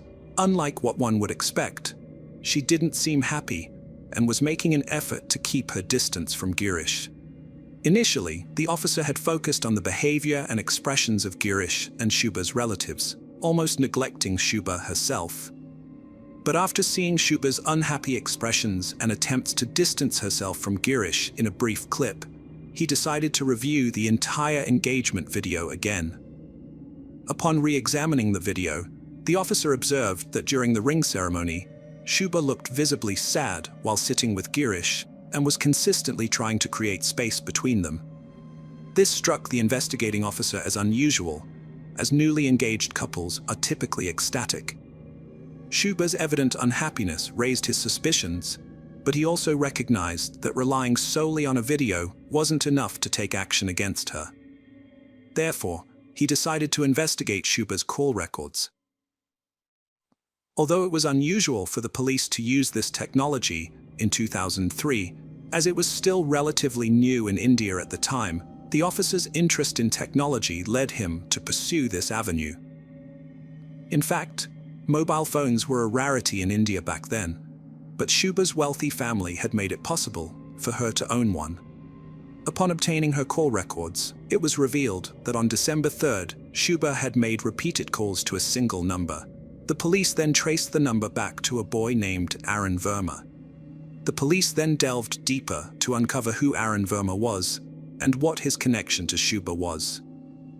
They soon discovered that both Aaron and Shuba attended the same college, with Shuba being 2 years his senior. This new information prompted the officer to track their locations on December 3rd. Shuba's location was found near the airport, as she was with Girish. However, when tracing Aaron's location, the police found that he was also near the airport, following Shuba to every location she visited. This heightened the police's suspicion, and they subsequently tracked down Aaron Verma and summoned him to the police station for questioning. When the police questioned Aaron about his whereabouts on December 3rd, he claimed to have been out of town for work. The instant he made this statement, the investigative officer was convinced that Aaron was lying and would never admit the truth if asked directly. So they released him, but secretly tapped his phone beforehand. The officer suspected that Aaron and Shuba might be involved in Girish's death. However, they couldn't present them as guilty in court based solely on their alibis and call records from that day. Therefore, they put Aaron's phone under surveillance, believing that if he was involved in the murder, he would eventually incriminate himself. Upon returning home from the police station, Aaron's first call was to Shuba. Over the phone, Aaron informed Shuba that the police had questioned him about Girish's death. Shuba asked if he had disclosed anything to the police. Aaron reassured her that he had kept quiet and successfully misled the police, telling them he was out of town on December 3rd. When the police heard the recording, their suspicions were fully corroborated, leading to the immediate arrest of Aaron and Shuba. At the station, the police presented them with the call recording, call detail records, and location history. Initially, both attempted to deceive the police, but eventually, Aaron's nerve failed, and he confessed to the police that they had indeed murdered Girish. The unfolding story stunned everyone. The 19-year-old Aaron and 27-year-old Shuba had been secretly involved for the past 2 years.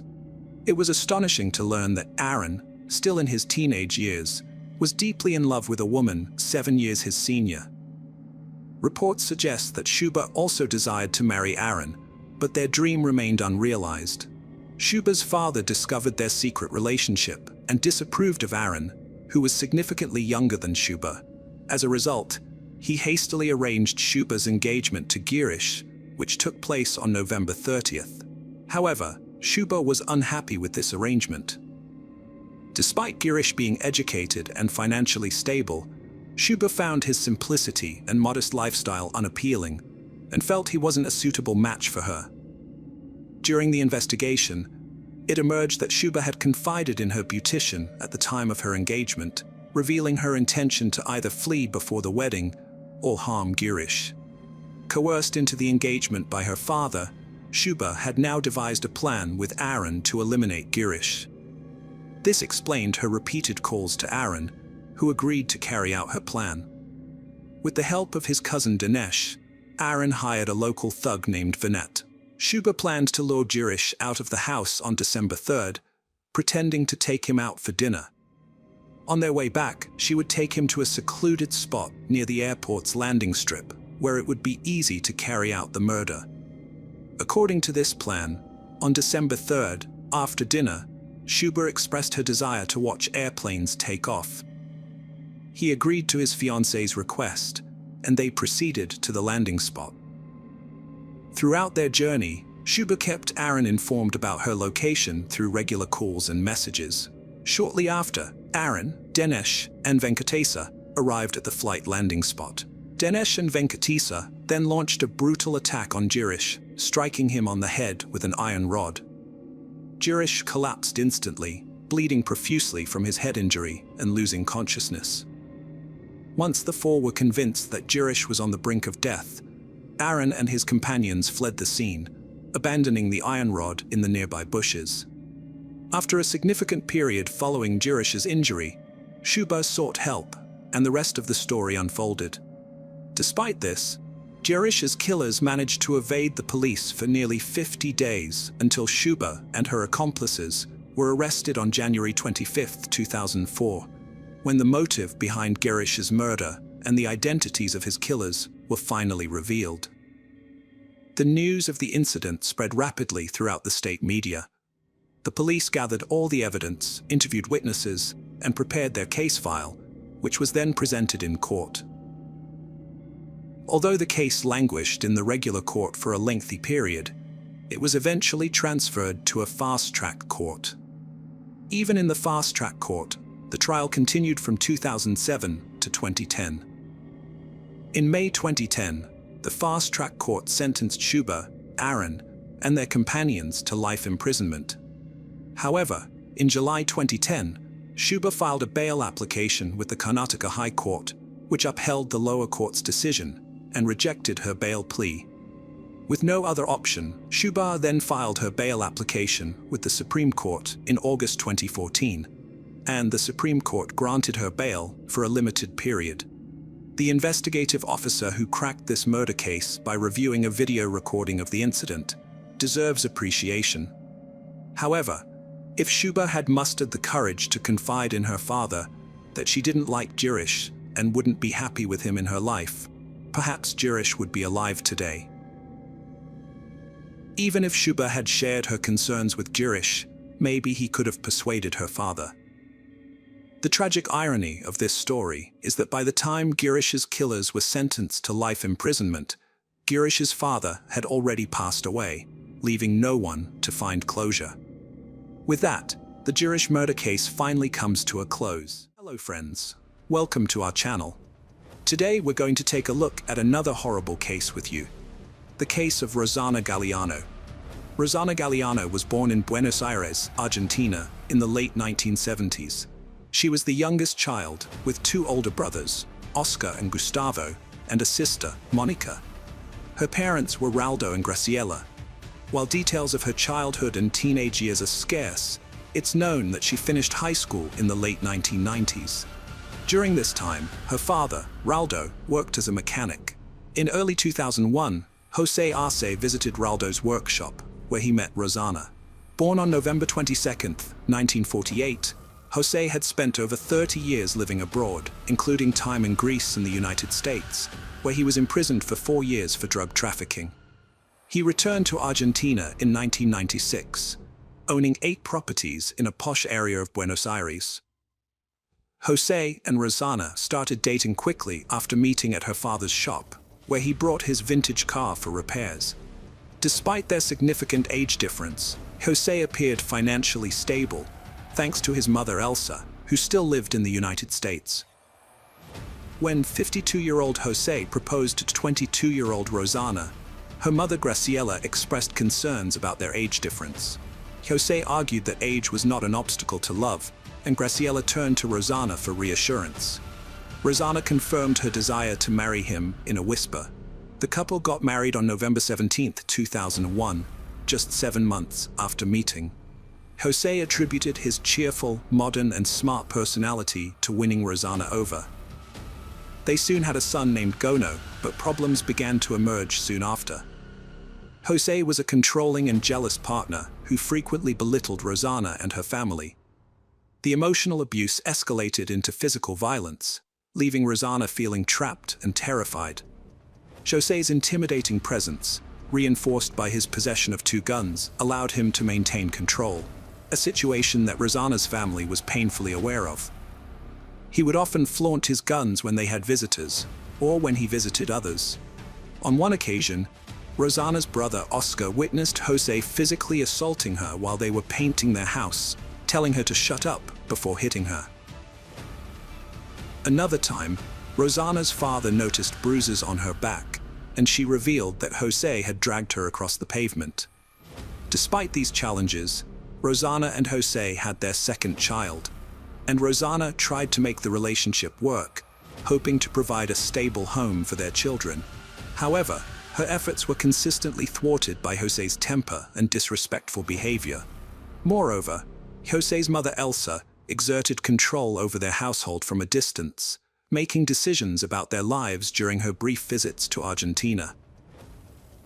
By 2006, Rosanna had reached her breaking point after enduring years of unbearable abuse, and she finally found the courage to report Jose for domestic violence. Her family, however, remained largely oblivious to the full extent of her suffering. Months later, Rosanna filed a second complaint, which included a request for a medical examination to document her injuries. It was then that she confided in her sister Monica, and the two made a pact to stay in close contact, reaching out to each other whenever something happened. Monica became Rosanna's safe haven and primary source of support, providing a refuge from the unbearable realities of life with Jose. Rosanna would often visit Monica's apartment with her children, though Jose would dictate when they had to return, frequently backing up his demands with death threats.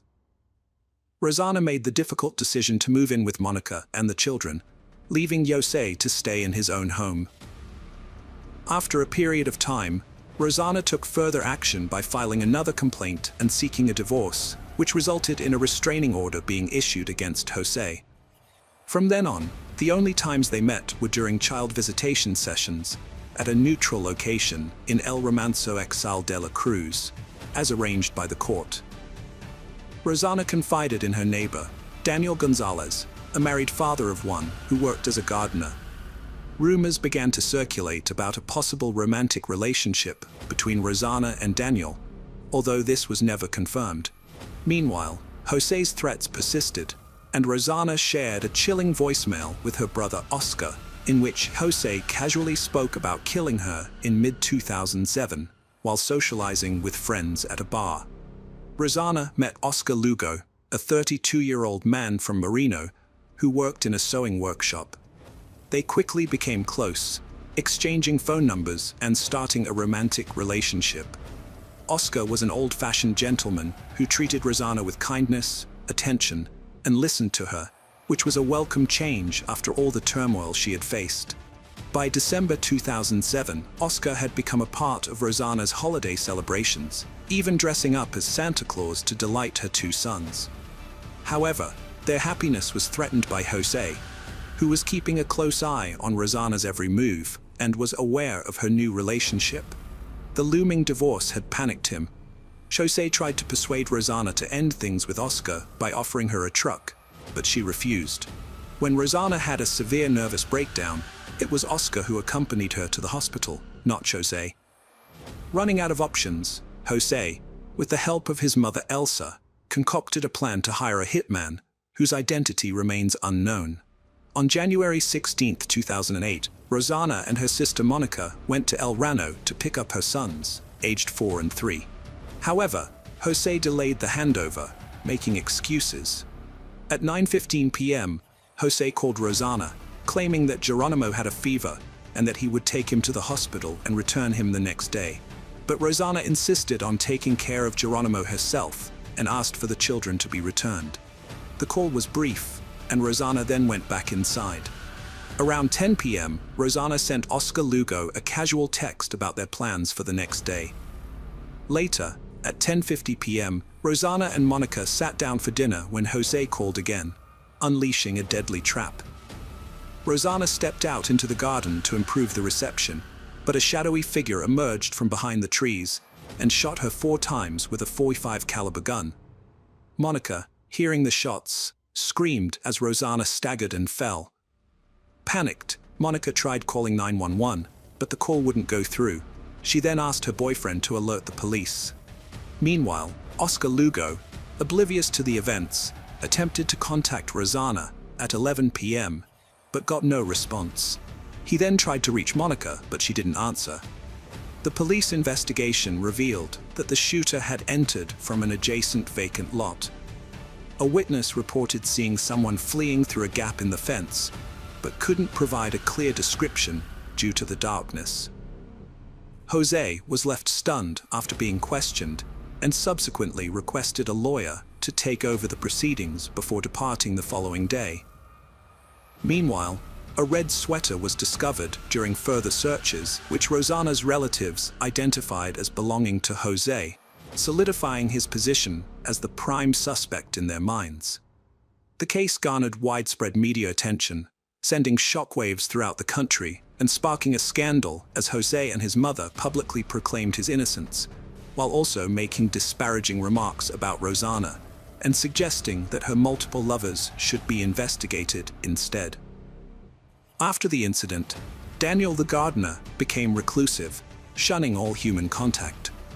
On the night of Rosanna's funeral, Raldo observed Jose lurking in the distance, watching from his truck without offering condolences or joining the mourners. Jose's defense strategy later focused on discrediting Monica, Rosanna's sister, and the sole witness by raising questions about her behavior, such as why her clothes bore no bloodstains and why she had prioritized calling for help over assisting her sister. However, this theory lacked credibility, and the investigators countered that the murder weapon was too heavy for a woman to wield. The detectives also highlighted a crucial point.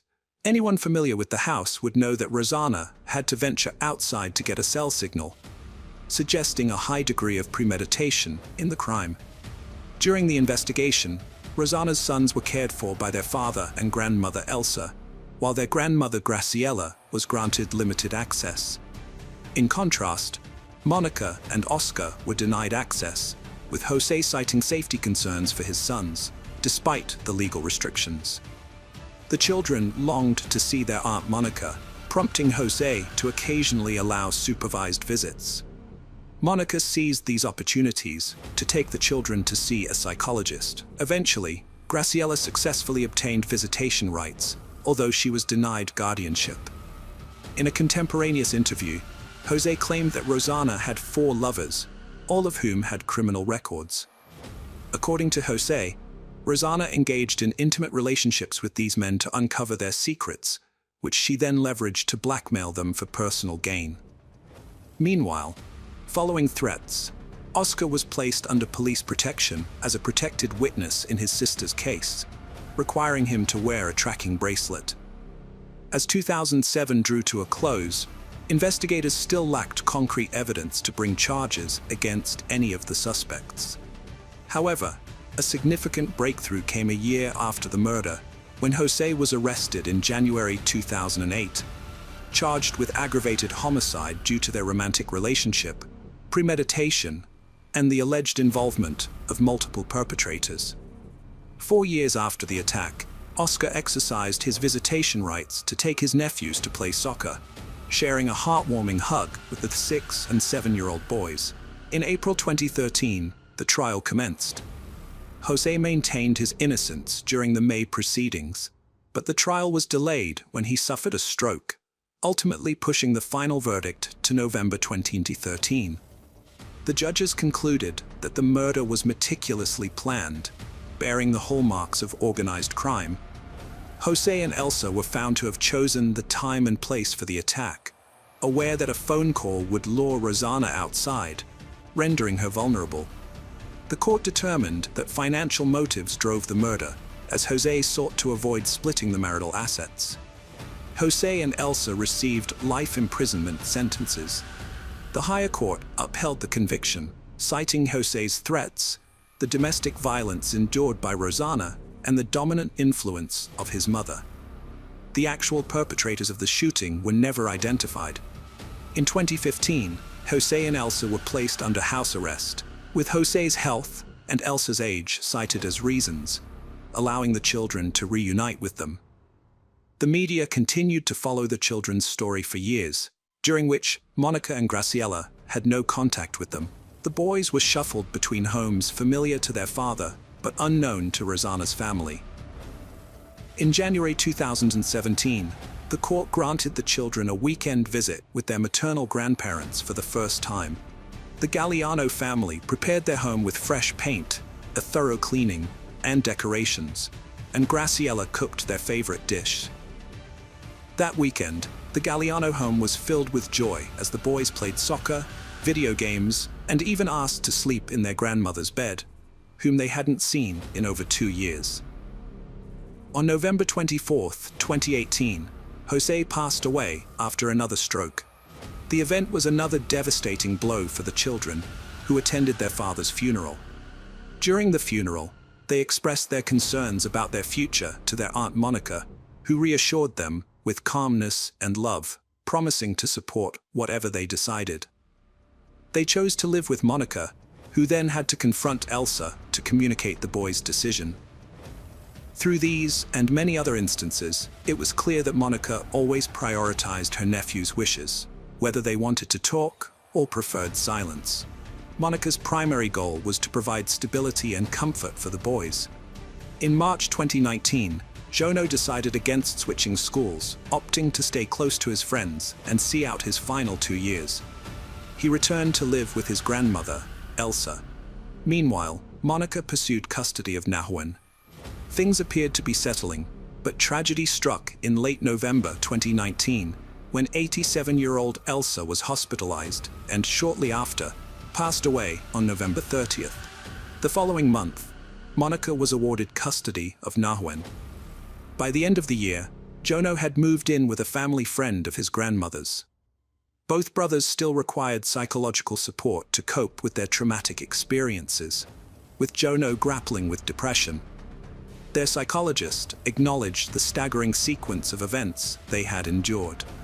In March 2020, Jono's housemate passed away, prompting him to take refuge with his Aunt Monica until October of that year. When he turned 18, Geronimo rented a small apartment and began living independently, supported by the income generated from his inherited properties. Meanwhile, Monica initiated legal proceedings to secure their inheritance, fearing they might be stripped of their assets. Nahuan, on the other hand, demonstrated emotional stability thanks to the support he received, and was encouraged to continue attending therapy as needed. Hello friends, welcome to our channel. Today we're going to take a look at another horrible case with you. The case of Blumel family. Roger Blumel, born January 17, 1965, was raised in a big, close-knit family with strong values. Even in high school, he was driven and ambitious. He worked in transportation and later discovered his talent in sales, where he excelled. Friends say he could sell anything to anyone, thanks to his kind, cheerful personality. He was always happy and loved making others smile. Roger enjoyed a fulfilling life and a strong bond with his family, but something was missing: a life partner. That all changed one day when he met the right person. Although the details of their meeting are unclear, a close friend recalled that Roger was immediately smitten with a young woman and confidently declared his intention to marry her by the end of the evening. The woman who caught his attention was Melissa. Born on January 1, 1960, in Wichita, Melissa grew up in a loving family of 6 siblings, although she tragically lost a younger sister in infancy. Melissa was a kind, diligent, and helpful person who always put others before herself. She started her career as a bank cashier and worked her way up the ranks, earning promotions through her dedication, teamwork, and strong work ethic. Her career was marked by success, ultimately leading to her appointment as vice president of the bank. The first meeting of Roger and Melissa marked the start of a lifelong partnership between 2 kindred spirits, who tied the knot in 1991. On the surface, the Blumels seemed to have it all. Melissa's rapid rise through the banking ranks, while Roger's charisma enabled him to successfully launch his own business venture. With a natural talent for bringing people together, Roger thrived on sharing good times with friends and spreading joy to those around him. In Melissa, he had found the ideal partner to share in his adventures.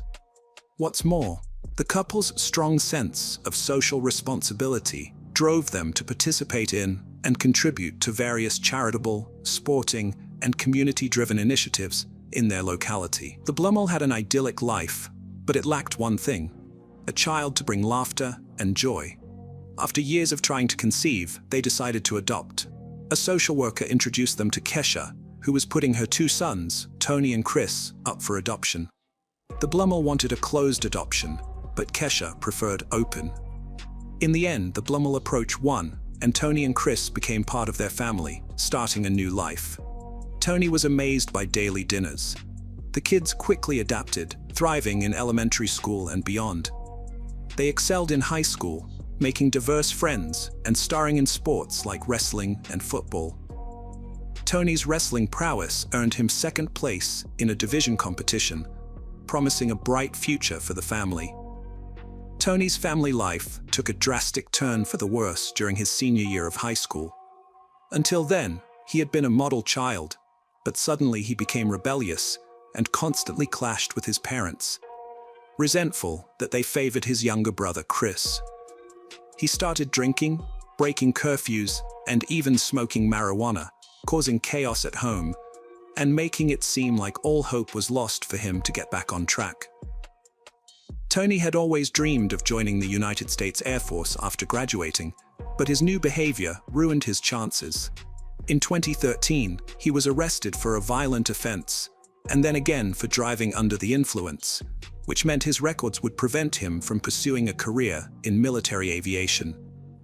Tony's life spun out of control after these events, lacking direction after high school. He shunned education and jobs, preferring to sleep in and get high on cannabis. Melissa lived in fear of his violent outbursts, and there was another secret the family didn't know. Since 2013, Kesha contacted her biological sons on social media. Tony was excited to reconnect, but Chris seemed unreceptive. Kesha was devastated after giving them up, relieved they were with a good family together. Reconnecting with Tony thrilled her, but she resented the family for allegedly turning Chris against her.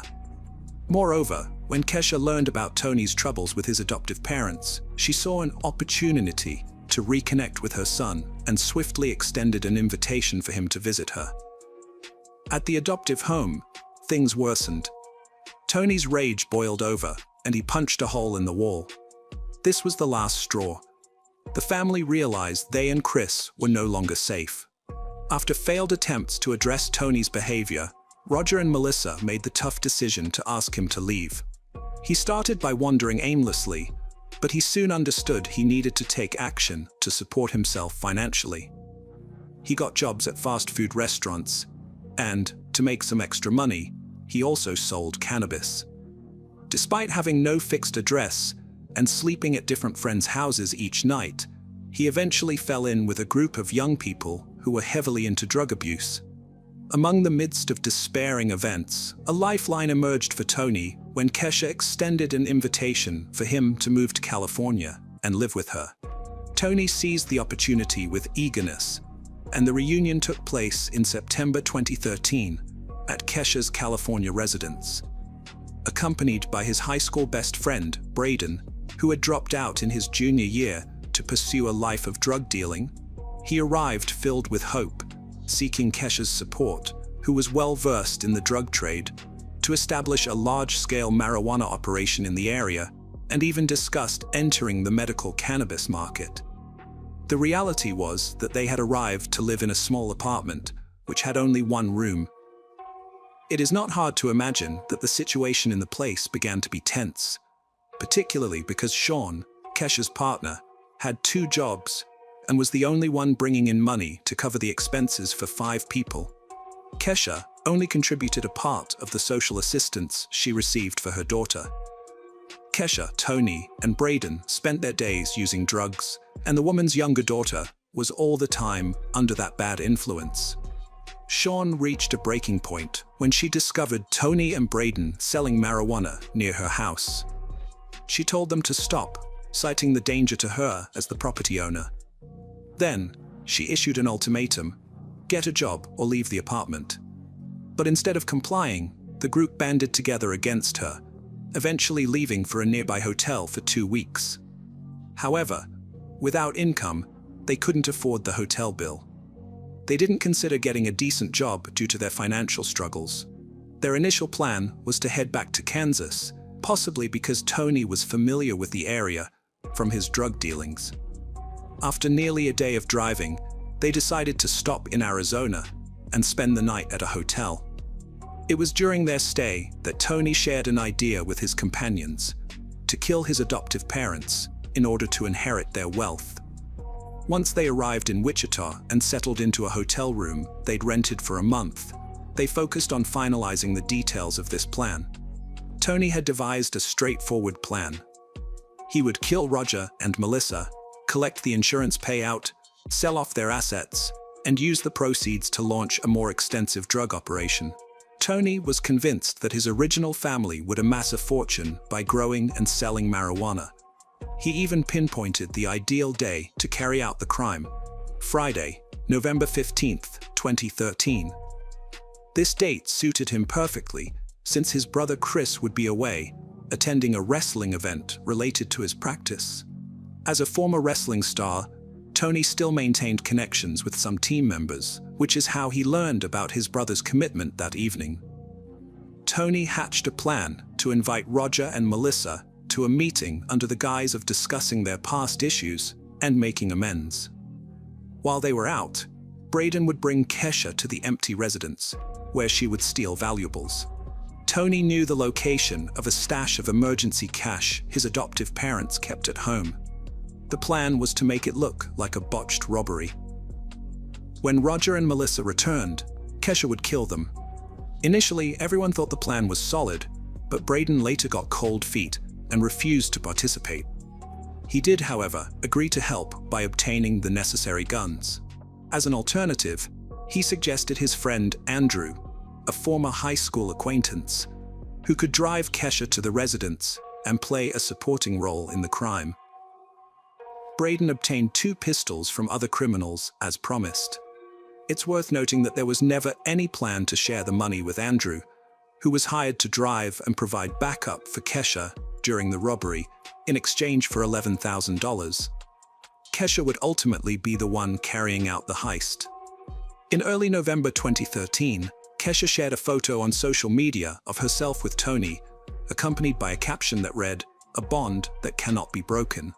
Then, on Friday, November 15th, Tony's prediction came true. His adoptive parents agreed to meet with him, just as he had foreseen. The encounter took place peacefully. At the Blummel's house, a completely different scenario unfolded. Following Roger and Melissa's departure for the meeting, Kesha and Andrew snuck in, broke into the garage, and started searching through the house. They seized the chance to steal some small valuable items and the cash the couple kept on hand for emergencies. With the first part of their plan accomplished, Kesha and Andrew concealed themselves near the secluded residence, lying in wait for their victims to return. Tony called, saying his meeting ended and he was dropped off at the hotel. The wait was short. As the Blummel vehicle stopped, 2 attackers emerged. Kesha stood by Melissa's side. Andrew aimed at Roger. Melissa, still shocked, recognized the mother of the adopted children. She barely said, "Oh my God, Kesha," before a shot to the head made her collapse. Roger, frantic, tried to help his wife. Kesha approached, gun aimed at him, but it jammed. She tried again, Roger frozen in shock beside his wife's body. The gun finally fired, and he collapsed next to her. After the fatal plan was executed, Kesha and Andrew hastily departed in the vehicle they had arrived in. The Blummel spouses remained at the scene until approximately 9:15 p.m. when Chris returned from his meeting to find the devastating scene. He quickly called 911, reporting that he had just arrived home to find his parents semi-conscious inside their van. He described Roger as coughing and Melissa as nodding her head up and down, both with visible gunshot wounds to their heads. The dispatcher instructed him to attempt resuscitation efforts while emergency services arrived shortly thereafter to take control of the situation. Miraculously, the Blummel was still alive, their lives clinging to a fragile thread. and were swiftly rushed to a hospital. Meanwhile, back at the hotel where they were staying, Kesha appeared to suffer a panic attack, declaring that she urgently needed to take an illicit substance, which she proceeded to do, joined by the other boys. Also, at that moment, Kesha handed over the used gun and a wallet containing stolen cash and micas to be discarded in a nearby stream. Andrew disposed of the evidence in a nearby park's pond. The next day, Tony used the proceeds to start dealing marijuana, earning his first $100 profit. Tragically, on the same day, Melissa lost her battle with illness and passed away at the age of 53. Tony visited his father in the hospital, unaware that he had been previously removed from the Blummells' will and insurance policies. As it turned out, the two heinous crimes had been committed for nothing. In the days that followed, it emerged that Andrew had not received payment and was even unaware that Kesha had stolen cash from the Blummel family's home. Eventually, fate caught up with them.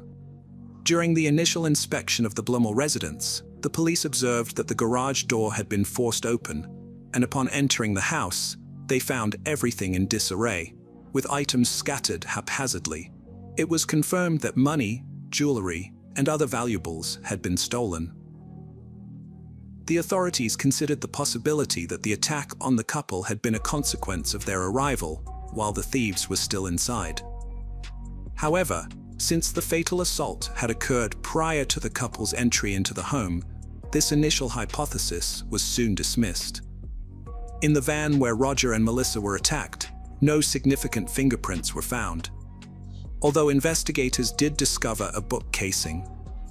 Then the authorities shifted their focus to the victims' workplaces, suspecting that a disgruntled client might have sought revenge. However, this theory was also ruled out, so it was time to interview people close to the couple.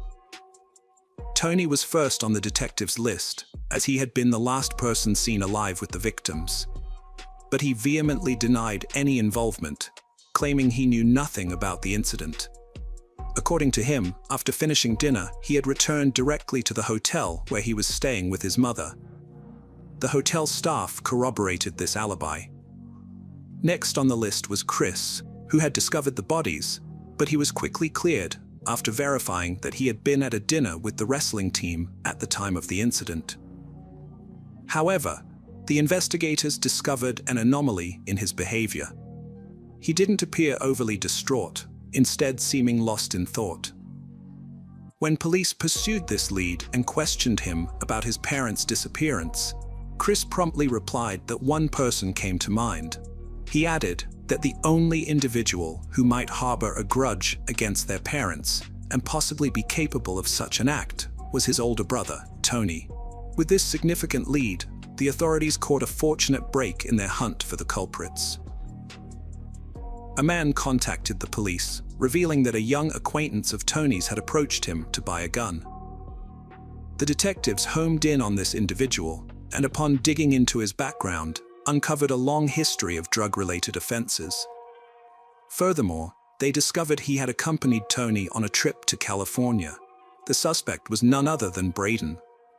Shortly after, Braden received a message from his family warning him that the sheriff's office investigators were seeking to question him about the Blummel case. The morning after, Braden voluntarily went to the police station. According to a press report, on his way to the station, Braden stopped at a pond to dispose of an item, allegedly the guns used in the crime, which had not been discarded as planned. As it happened, he was already under surveillance. And when the police searched the water, they found an unused pistol in the bag he had thrown away. Braden's interrogation lasted 3 days, during which he initially denied any involvement in the incident. However, he eventually cracked under the pressure from the authorities, confessing everything he knew, revealing that the idea for the attack originated with Tony. Tony Blummel, 18, and his biological mother, Kesha, 35, were arrested on November 19, 2013, at their hotel. Andrew, also 18, was taken into custody, and Braden, another 18-year-old, was arrested the following day. Initially, Kesha denied any involvement in the robbery and other crimes, while the 3 young men confessed. On November 25, 2013, the accused made their first court appearance via video conference, facing identical charges: first-degree murder, attempted first-degree murder, 2 counts of aggravated robbery, burglary, and theft. Bail was set at $500,000 for the 3 young men and $1 million for Kesha. On December 21st, Roger's heart stopped beating, and at just 48 years old, he was reunited with his beloved Melissa. Following Roger's death, the situation for the woman and the 3 young men took a dire turn as they faced the possibility of being charged with capital murder, which carried the risk of a death penalty sentence. On January 3, 2014, the 4 detainees were formally charged with 1 count of capital murder for allegedly killing multiple people in the same incident. Kesha also faced additional charges: 2 counts of aggravated robbery, 1 count of burglary, and 1 count of theft. The preliminary hearing took place on July 17th of that same year, by which time Braden had cut a deal with authorities, agreeing to become the prosecution's star witness in exchange for leniency in his sentence. In 2015, following a year of negotiations, Braden and 2 others implicated in the crime reached agreements with the prosecution. Under these agreements, the accused parties would not contest the charges brought against them, and in return, they would relinquish their right to appeal their sentences. In exchange, the prosecution agreed to refrain from pursuing the death penalty and to dismiss certain charges. In a series of separate hearings commencing mid-2015, each of the accused parties formally confirmed their intention to plead guilty. Kesha got life in prison without parole for capital murder, plus 10 years for aggravated robbery. Her sentences will run back to back. In court, she expressed regret and respect for the victim's family, but denied involvement in the crime. She's still in a high-security prison today. Tony Blummel, known to all as Tony, received the same sentence as his mother. At the hearing, his aunt Christina read a victim impact statement, thanking authorities for justice and mentioning the love Roger and Melissa had shown Tony. Tony listened in silence, tears welling up. Christina told him he'd chosen his path, and one day he might understand the consequences of those choices. Tony's now in a correctional facility with a record of many infractions. A week later, Andrew was found guilty of first and second-degree murder, sentenced to life and 155 months. Last, Braden, who'd made a deal with prosecutors, was guilty of second-degree murder, sentenced to 242 years. His first release chance is May 28, 2035, but he's had 71 disciplinary reports for bad behavior. District Attorney satisfied with case outcome. Despite waiving appeal rights, Kesha tried and failed. Undisputed, Roger and Melissa Blummel's lives ended tragically. Kesha's excess-driven life led to tragedy, sparked by a descendant rejecting her.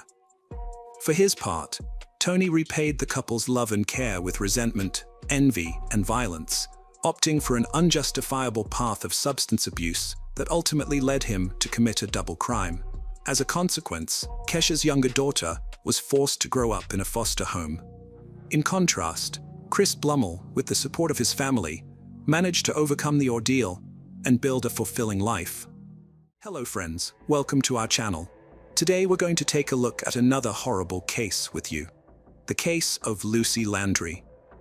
Lucy Davies was born in 1971 in Rhondda, a county in England. She was the daughter of Roger and Andrea Davies and had a younger sister named Anna.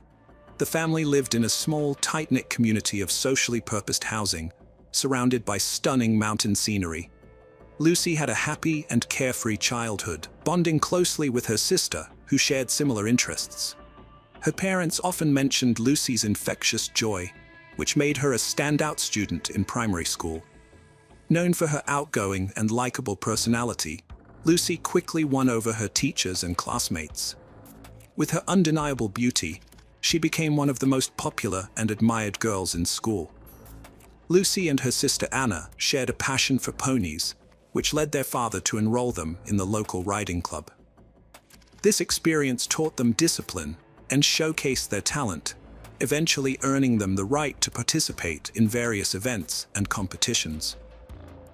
By the time Lucy started secondary school, she had developed into an exceptional rider. In addition to her riding skills, Lucy was also a talented musician. She took flute and piano lessons, dedicating long hours to practice and master both instruments. Her hard work paid off, and soon she had a comprehensive understanding of classical music. This led to her acceptance into a youth orchestra and her school's choir group. During this time, Lucy developed a romantic interest in Gareth Jenkins, but she kept it a secret. After completing secondary school in 1989, Lucy decided to pursue a music-related career. She enrolled in the University of Warwick to study for a bachelor's degree, hoping to become a music teacher. However, she soon realized that the degree program wasn't what she had expected. Her passion for music remained, but she didn't enjoy the direction of the program.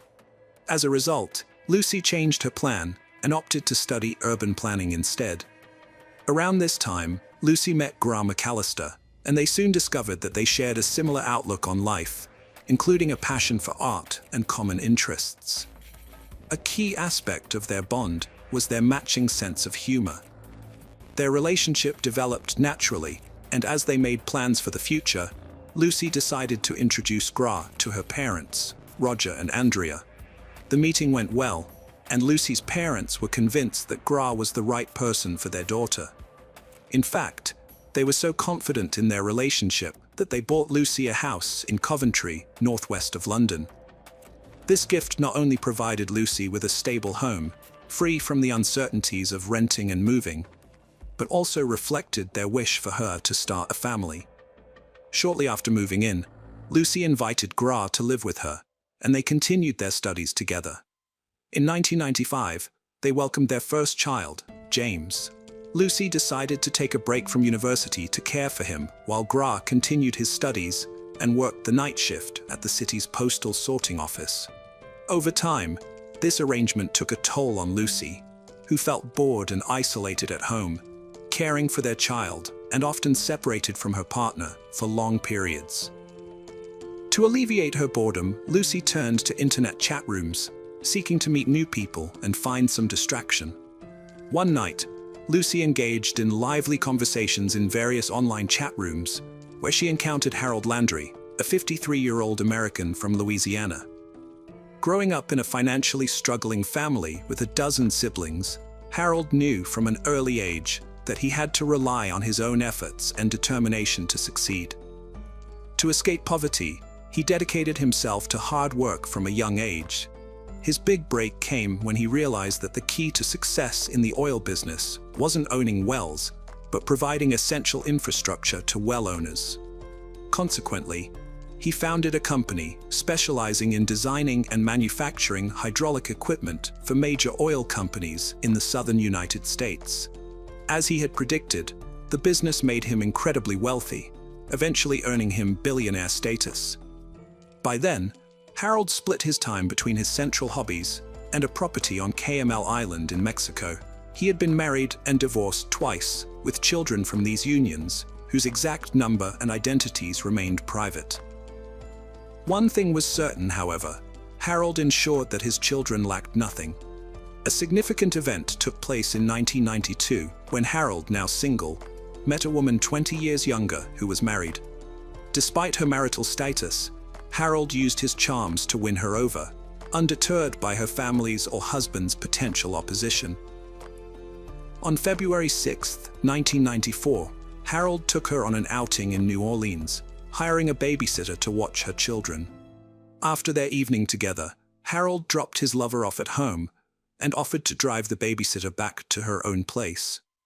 Surprisingly, no one seemed worried that her husband would discover the infidelity and react angrily. However, that's precisely what happened. Outside his wife's residence, Chris Price had been keeping a close eye on her every move. When the third party said goodbye to her, Chris followed him in his car. A short while later, Harold noticed he was being tailed. Acting on instinct, Harold opened the glove compartment, pulled out a firearm he normally kept there, and prepared for a confrontation. When they both stopped at a red light, the situation escalated. According to the babysitter's account, Harold brandished the revolver at Chris and fired. The bullet severely injured Chris, severing an artery in his neck and damaging a nerve connected to his vocal cord. Chris collapsed on the pavement, but luckily, there was a hospital nearby, allowing him to receive prompt medical attention. The doctors were able to save his life. Harold was arrested and charged with attempted murder. His trial took place in 1997.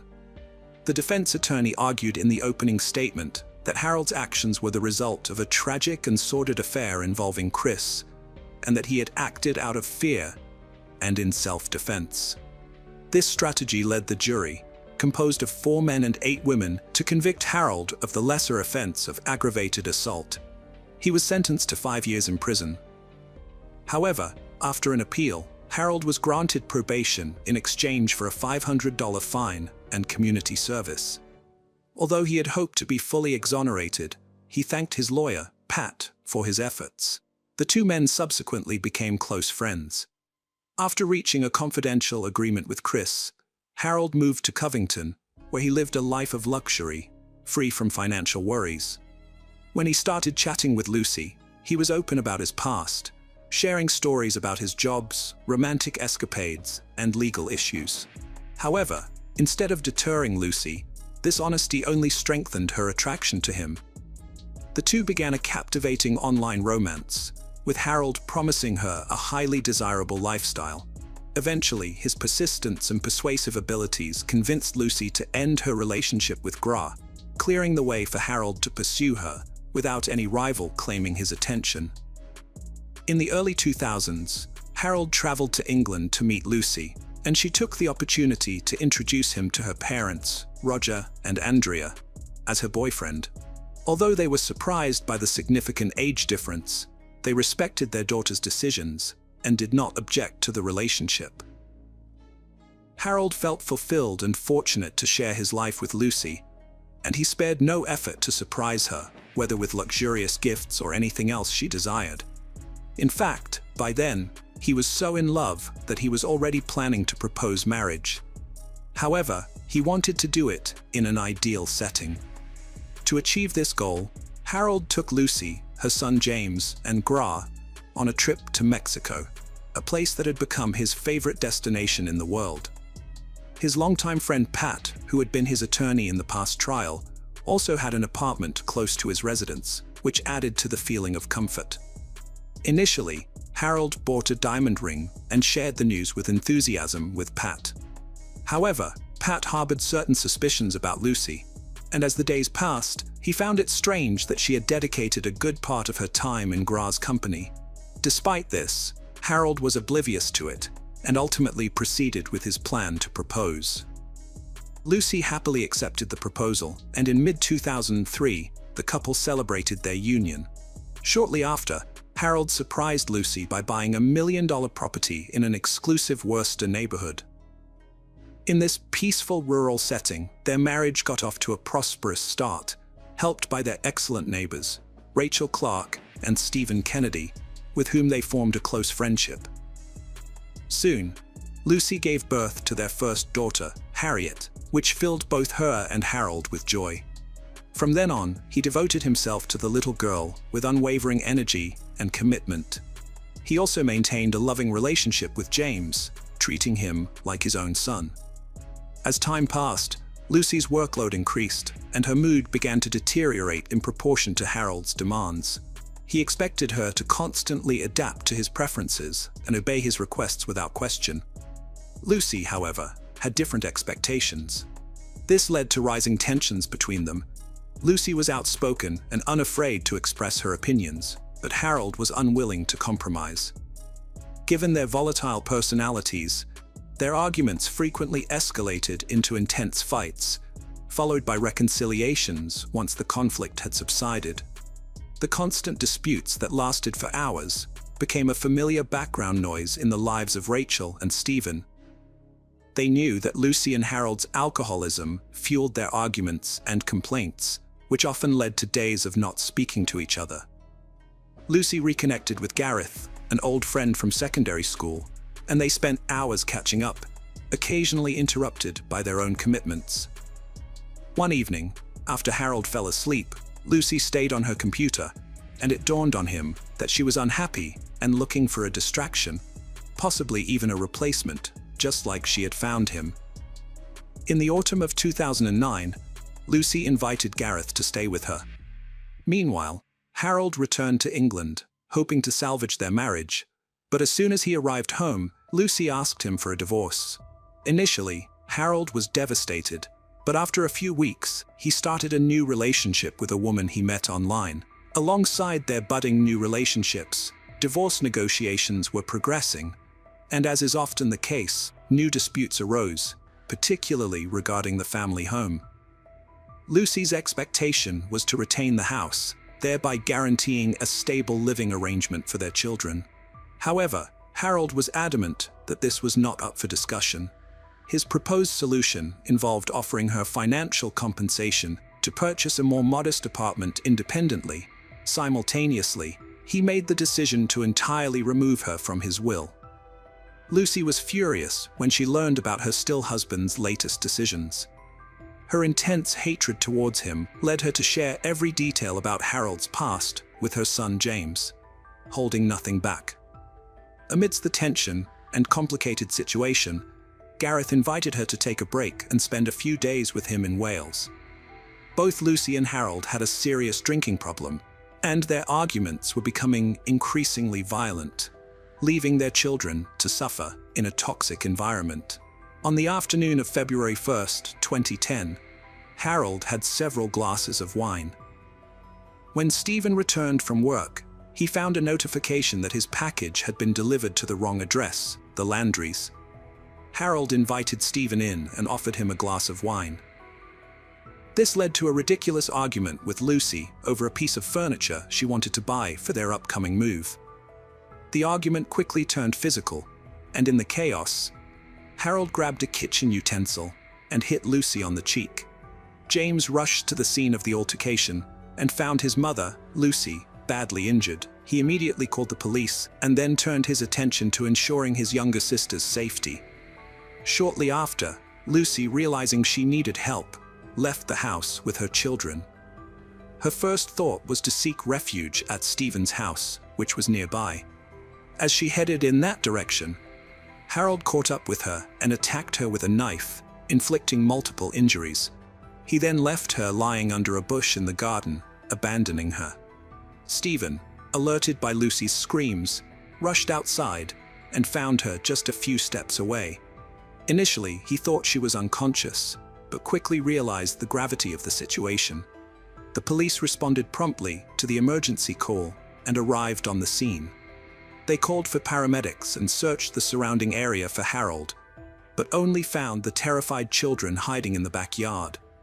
The paramedics worked quickly to treat Lucy and rushed her to the hospital, where her heart unfortunately stopped beating shortly after arrival.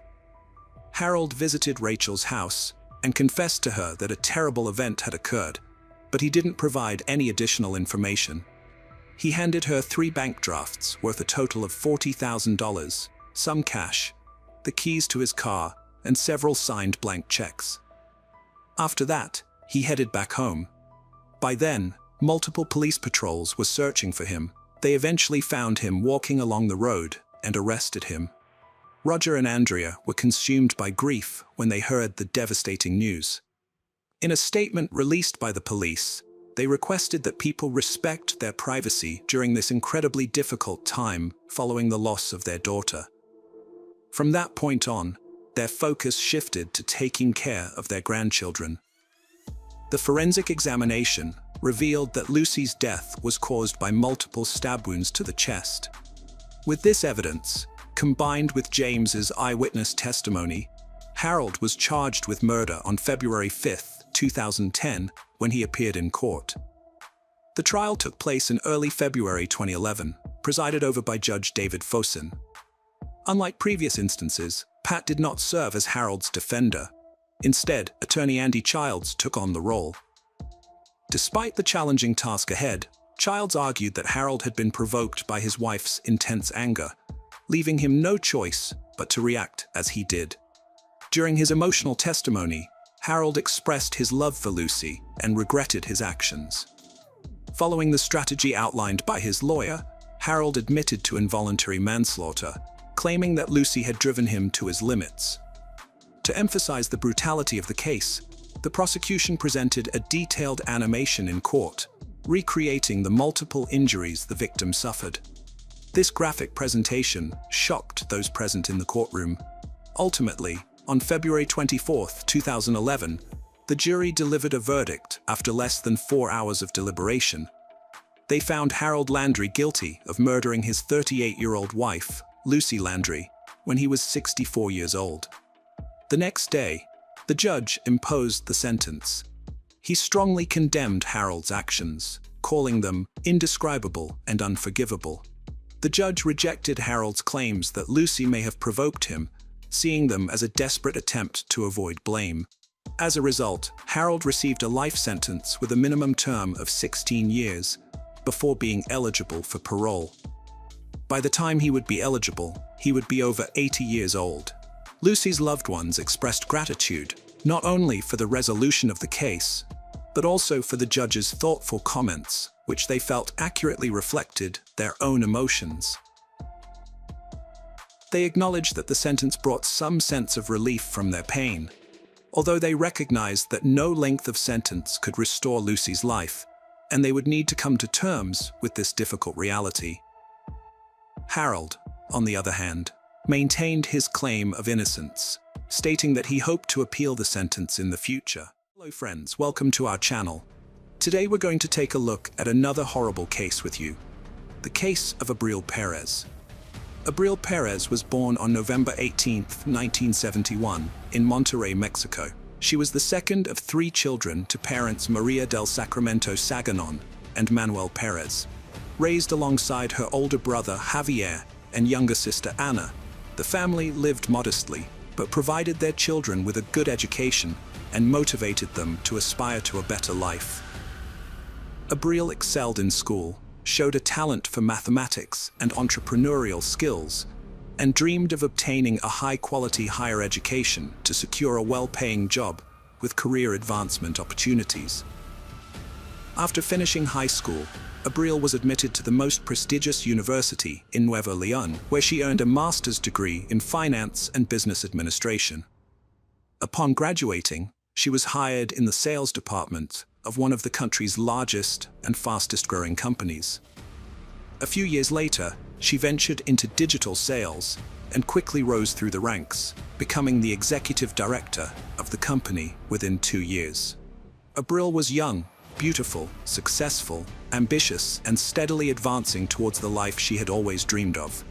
She built a brilliant career, supported her family, and was full of plans for the future. However, her personal life remained unsettled, which disappointed her loved ones. Nevertheless, she was confident she would find true love and live a long, happy life. Little did Abril know how her marriage to the perfect man would turn out.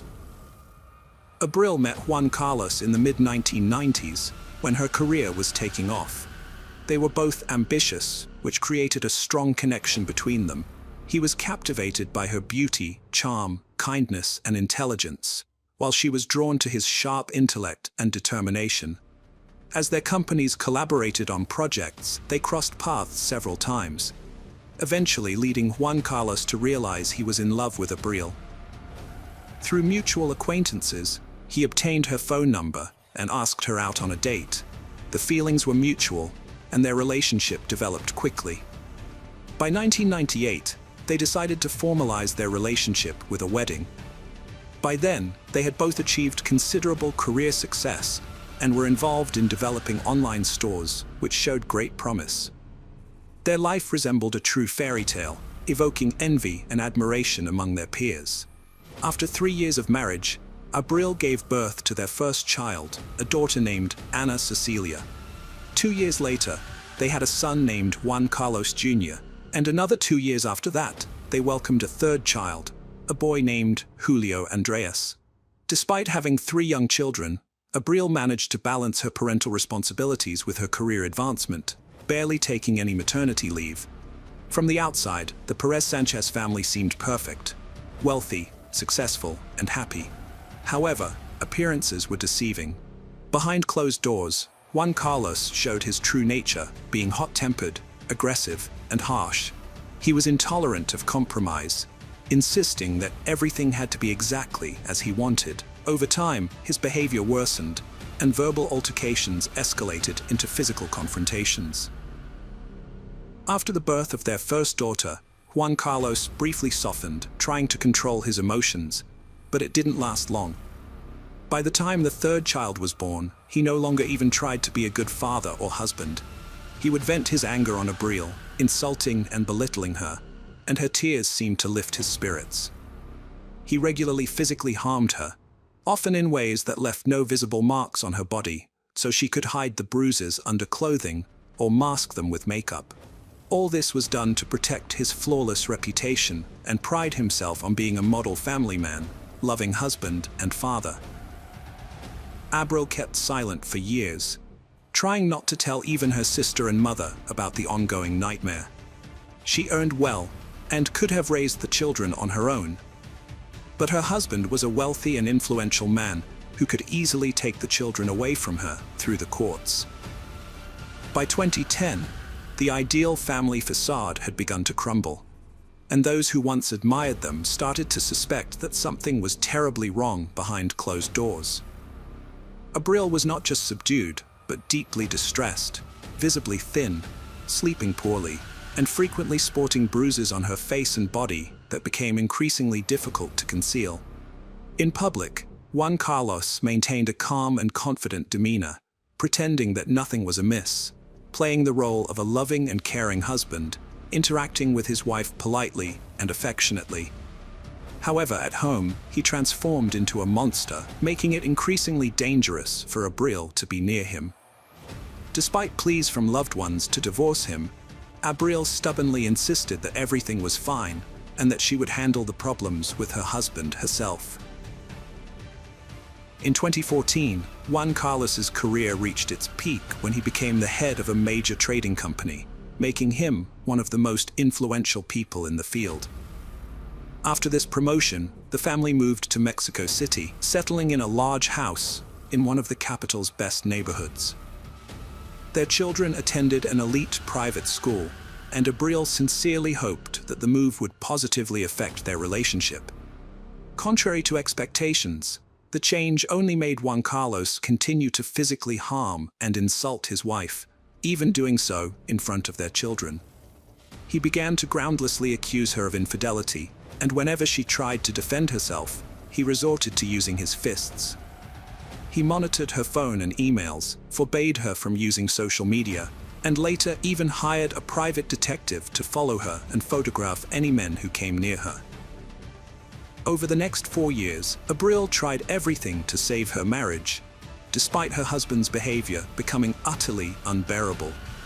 She lived in a never-ending nightmare that outwardly seemed like a happy and successful union, with many even envying her for having a prominent, influential, wealthy, and seemingly caring husband. In 2018, the Sanchez family traveled to Monterrey to celebrate Catholic Christmas with the Perez family. However, Juan Carlos behaved towards his wife as he was accustomed, not shying away from her parents, who were horrified by what they witnessed.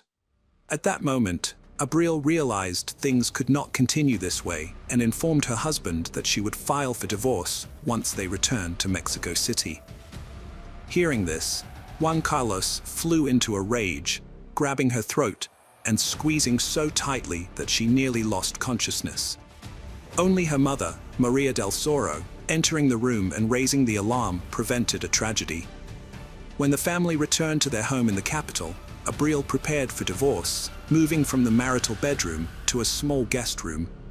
However, this did not save her from her tyrannical husband. On the morning of January 4th, while she was still asleep, Juan Carlos entered the bedroom holding a baseball bat, striking her hard on the head and attempting to swing again. Half awake, Abril barely understood what was happening, but managed to slip off the bed just in time, literally saving her own life. She began to scream, and the children ran into the room having heard the noise. The youngest son shielded his mother with his body while the eldest son took the bat from his father. Together, They fled the house and headed to the hospital, where doctors diagnosed Abril with a serious concussion and a deep laceration above her eyebrow, requiring stitches. As soon as his wife and sons left the home, Juan Carlos contacted his lawyer to explain the situation and asked for help in resolving it. He also posted on his social media page, claiming that his wife had betrayed him, was unfaithful, and intended to leave him for another man, taking their children and attempting to take all their jointly acquired assets. Moreover, he claimed that his wife had stolen all the money from their home safe, and that when he tried to stop her, she injured him with a knife in the shoulder. As proof of his innocence, Sanchez shared photos of a bloody knife and stains on the floor, but these were later revealed to be fake. The blood was from Abril's own room, and the knife photo was taken from the internet. Despite this, his friends believed him and shared his story on social media, sparking widespread outrage. Meanwhile, Abril had filed a police report against Sanchez, accusing him of attempting to kill her. After being released from the hospital, she moved out of their home with their sons and was granted temporary custody. Their adult daughter, who was in college, also sided with her mother and condemned her father's behavior. Sanchez was ordered to pay a small amount of alimony to Abril and their sons, but he disagreed with the amount. He faced a potential prison sentence, but as an influential businessman, he was confident he would avoid punishment. Abril returned to her parents' home in Monterey, where she filed for divorce and began offering online consultations to women in similar situations. She planned to open a center for psychological and legal assistance for victims of domestic violence. 8.5 months after the incident, Sanchez was finally arrested and charged with femicide, bodily harm, and attempted murder. He was jailed for over a month, but managed to appeal the pretrial detention decision and was released. During the trial, crucial evidence, including hospital photographs and medical records, was not presented. The judge deemed the testimonies of Abril and her sons insufficient and released Sanchez, stating that his actions did not pose a direct threat to Abril's life. Abril was shocked and frightened by the verdict, realizing that her ex-husband had used his connections to secure his release. She sent an official letter to the judge expressing fear for her life, but it had no impact. Immediately after being released, Sanchez began legal proceedings against Abril for custody of their sons, forcing her to return to Mexico City for court sessions. Abril arrived in Mexico City with her children on November 25th, fearing for their safety after a court session. As they drove to the airport, a motorcyclist stopped at a traffic light, pulled out a handgun, and fired twice at Abril, who was sitting in the front passenger seat. One bullet grazed their younger son, but none of the children were seriously hurt. Abril was rushed to the hospital, where doctors fought to save her life for over 6 hours, but unfortunately, she died that evening due to severe injuries and significant blood loss. Abril's family, convinced that her ex-husband Juan Carlos was behind the brutal act, urged authorities to arrest him. However, law enforcement stated that without identifying the shooter, it was difficult to discuss motives and couldn't claim that it was a hitman sent by Sanchez. The case was not classified as femicide until further investigation, and Juan Carlos remained free. After Abril's death, her children were placed in the care of their maternal relatives, while their father, Juan Carlos Sanchez, prepared to fight for custody in court. Sanchez's soon-to-be ex-wife's sister wrote an angry social media post blaming him for the incident, but her page was quickly blocked and later deleted. Despite this, the family decided to draw public attention to the case. The attack on Abril, which occurred on a day dedicated to fighting gender-based violence, sparked widespread outrage. People began sharing numerous cases where men had attempted to kill women but were not punished. As a result, the General Prosecutor's Office launched a new investigation into Sanchez and instructed investigators to review the judge's decisions to release him. The judges involved in Sanchez's case were temporarily suspended and later removed from their positions.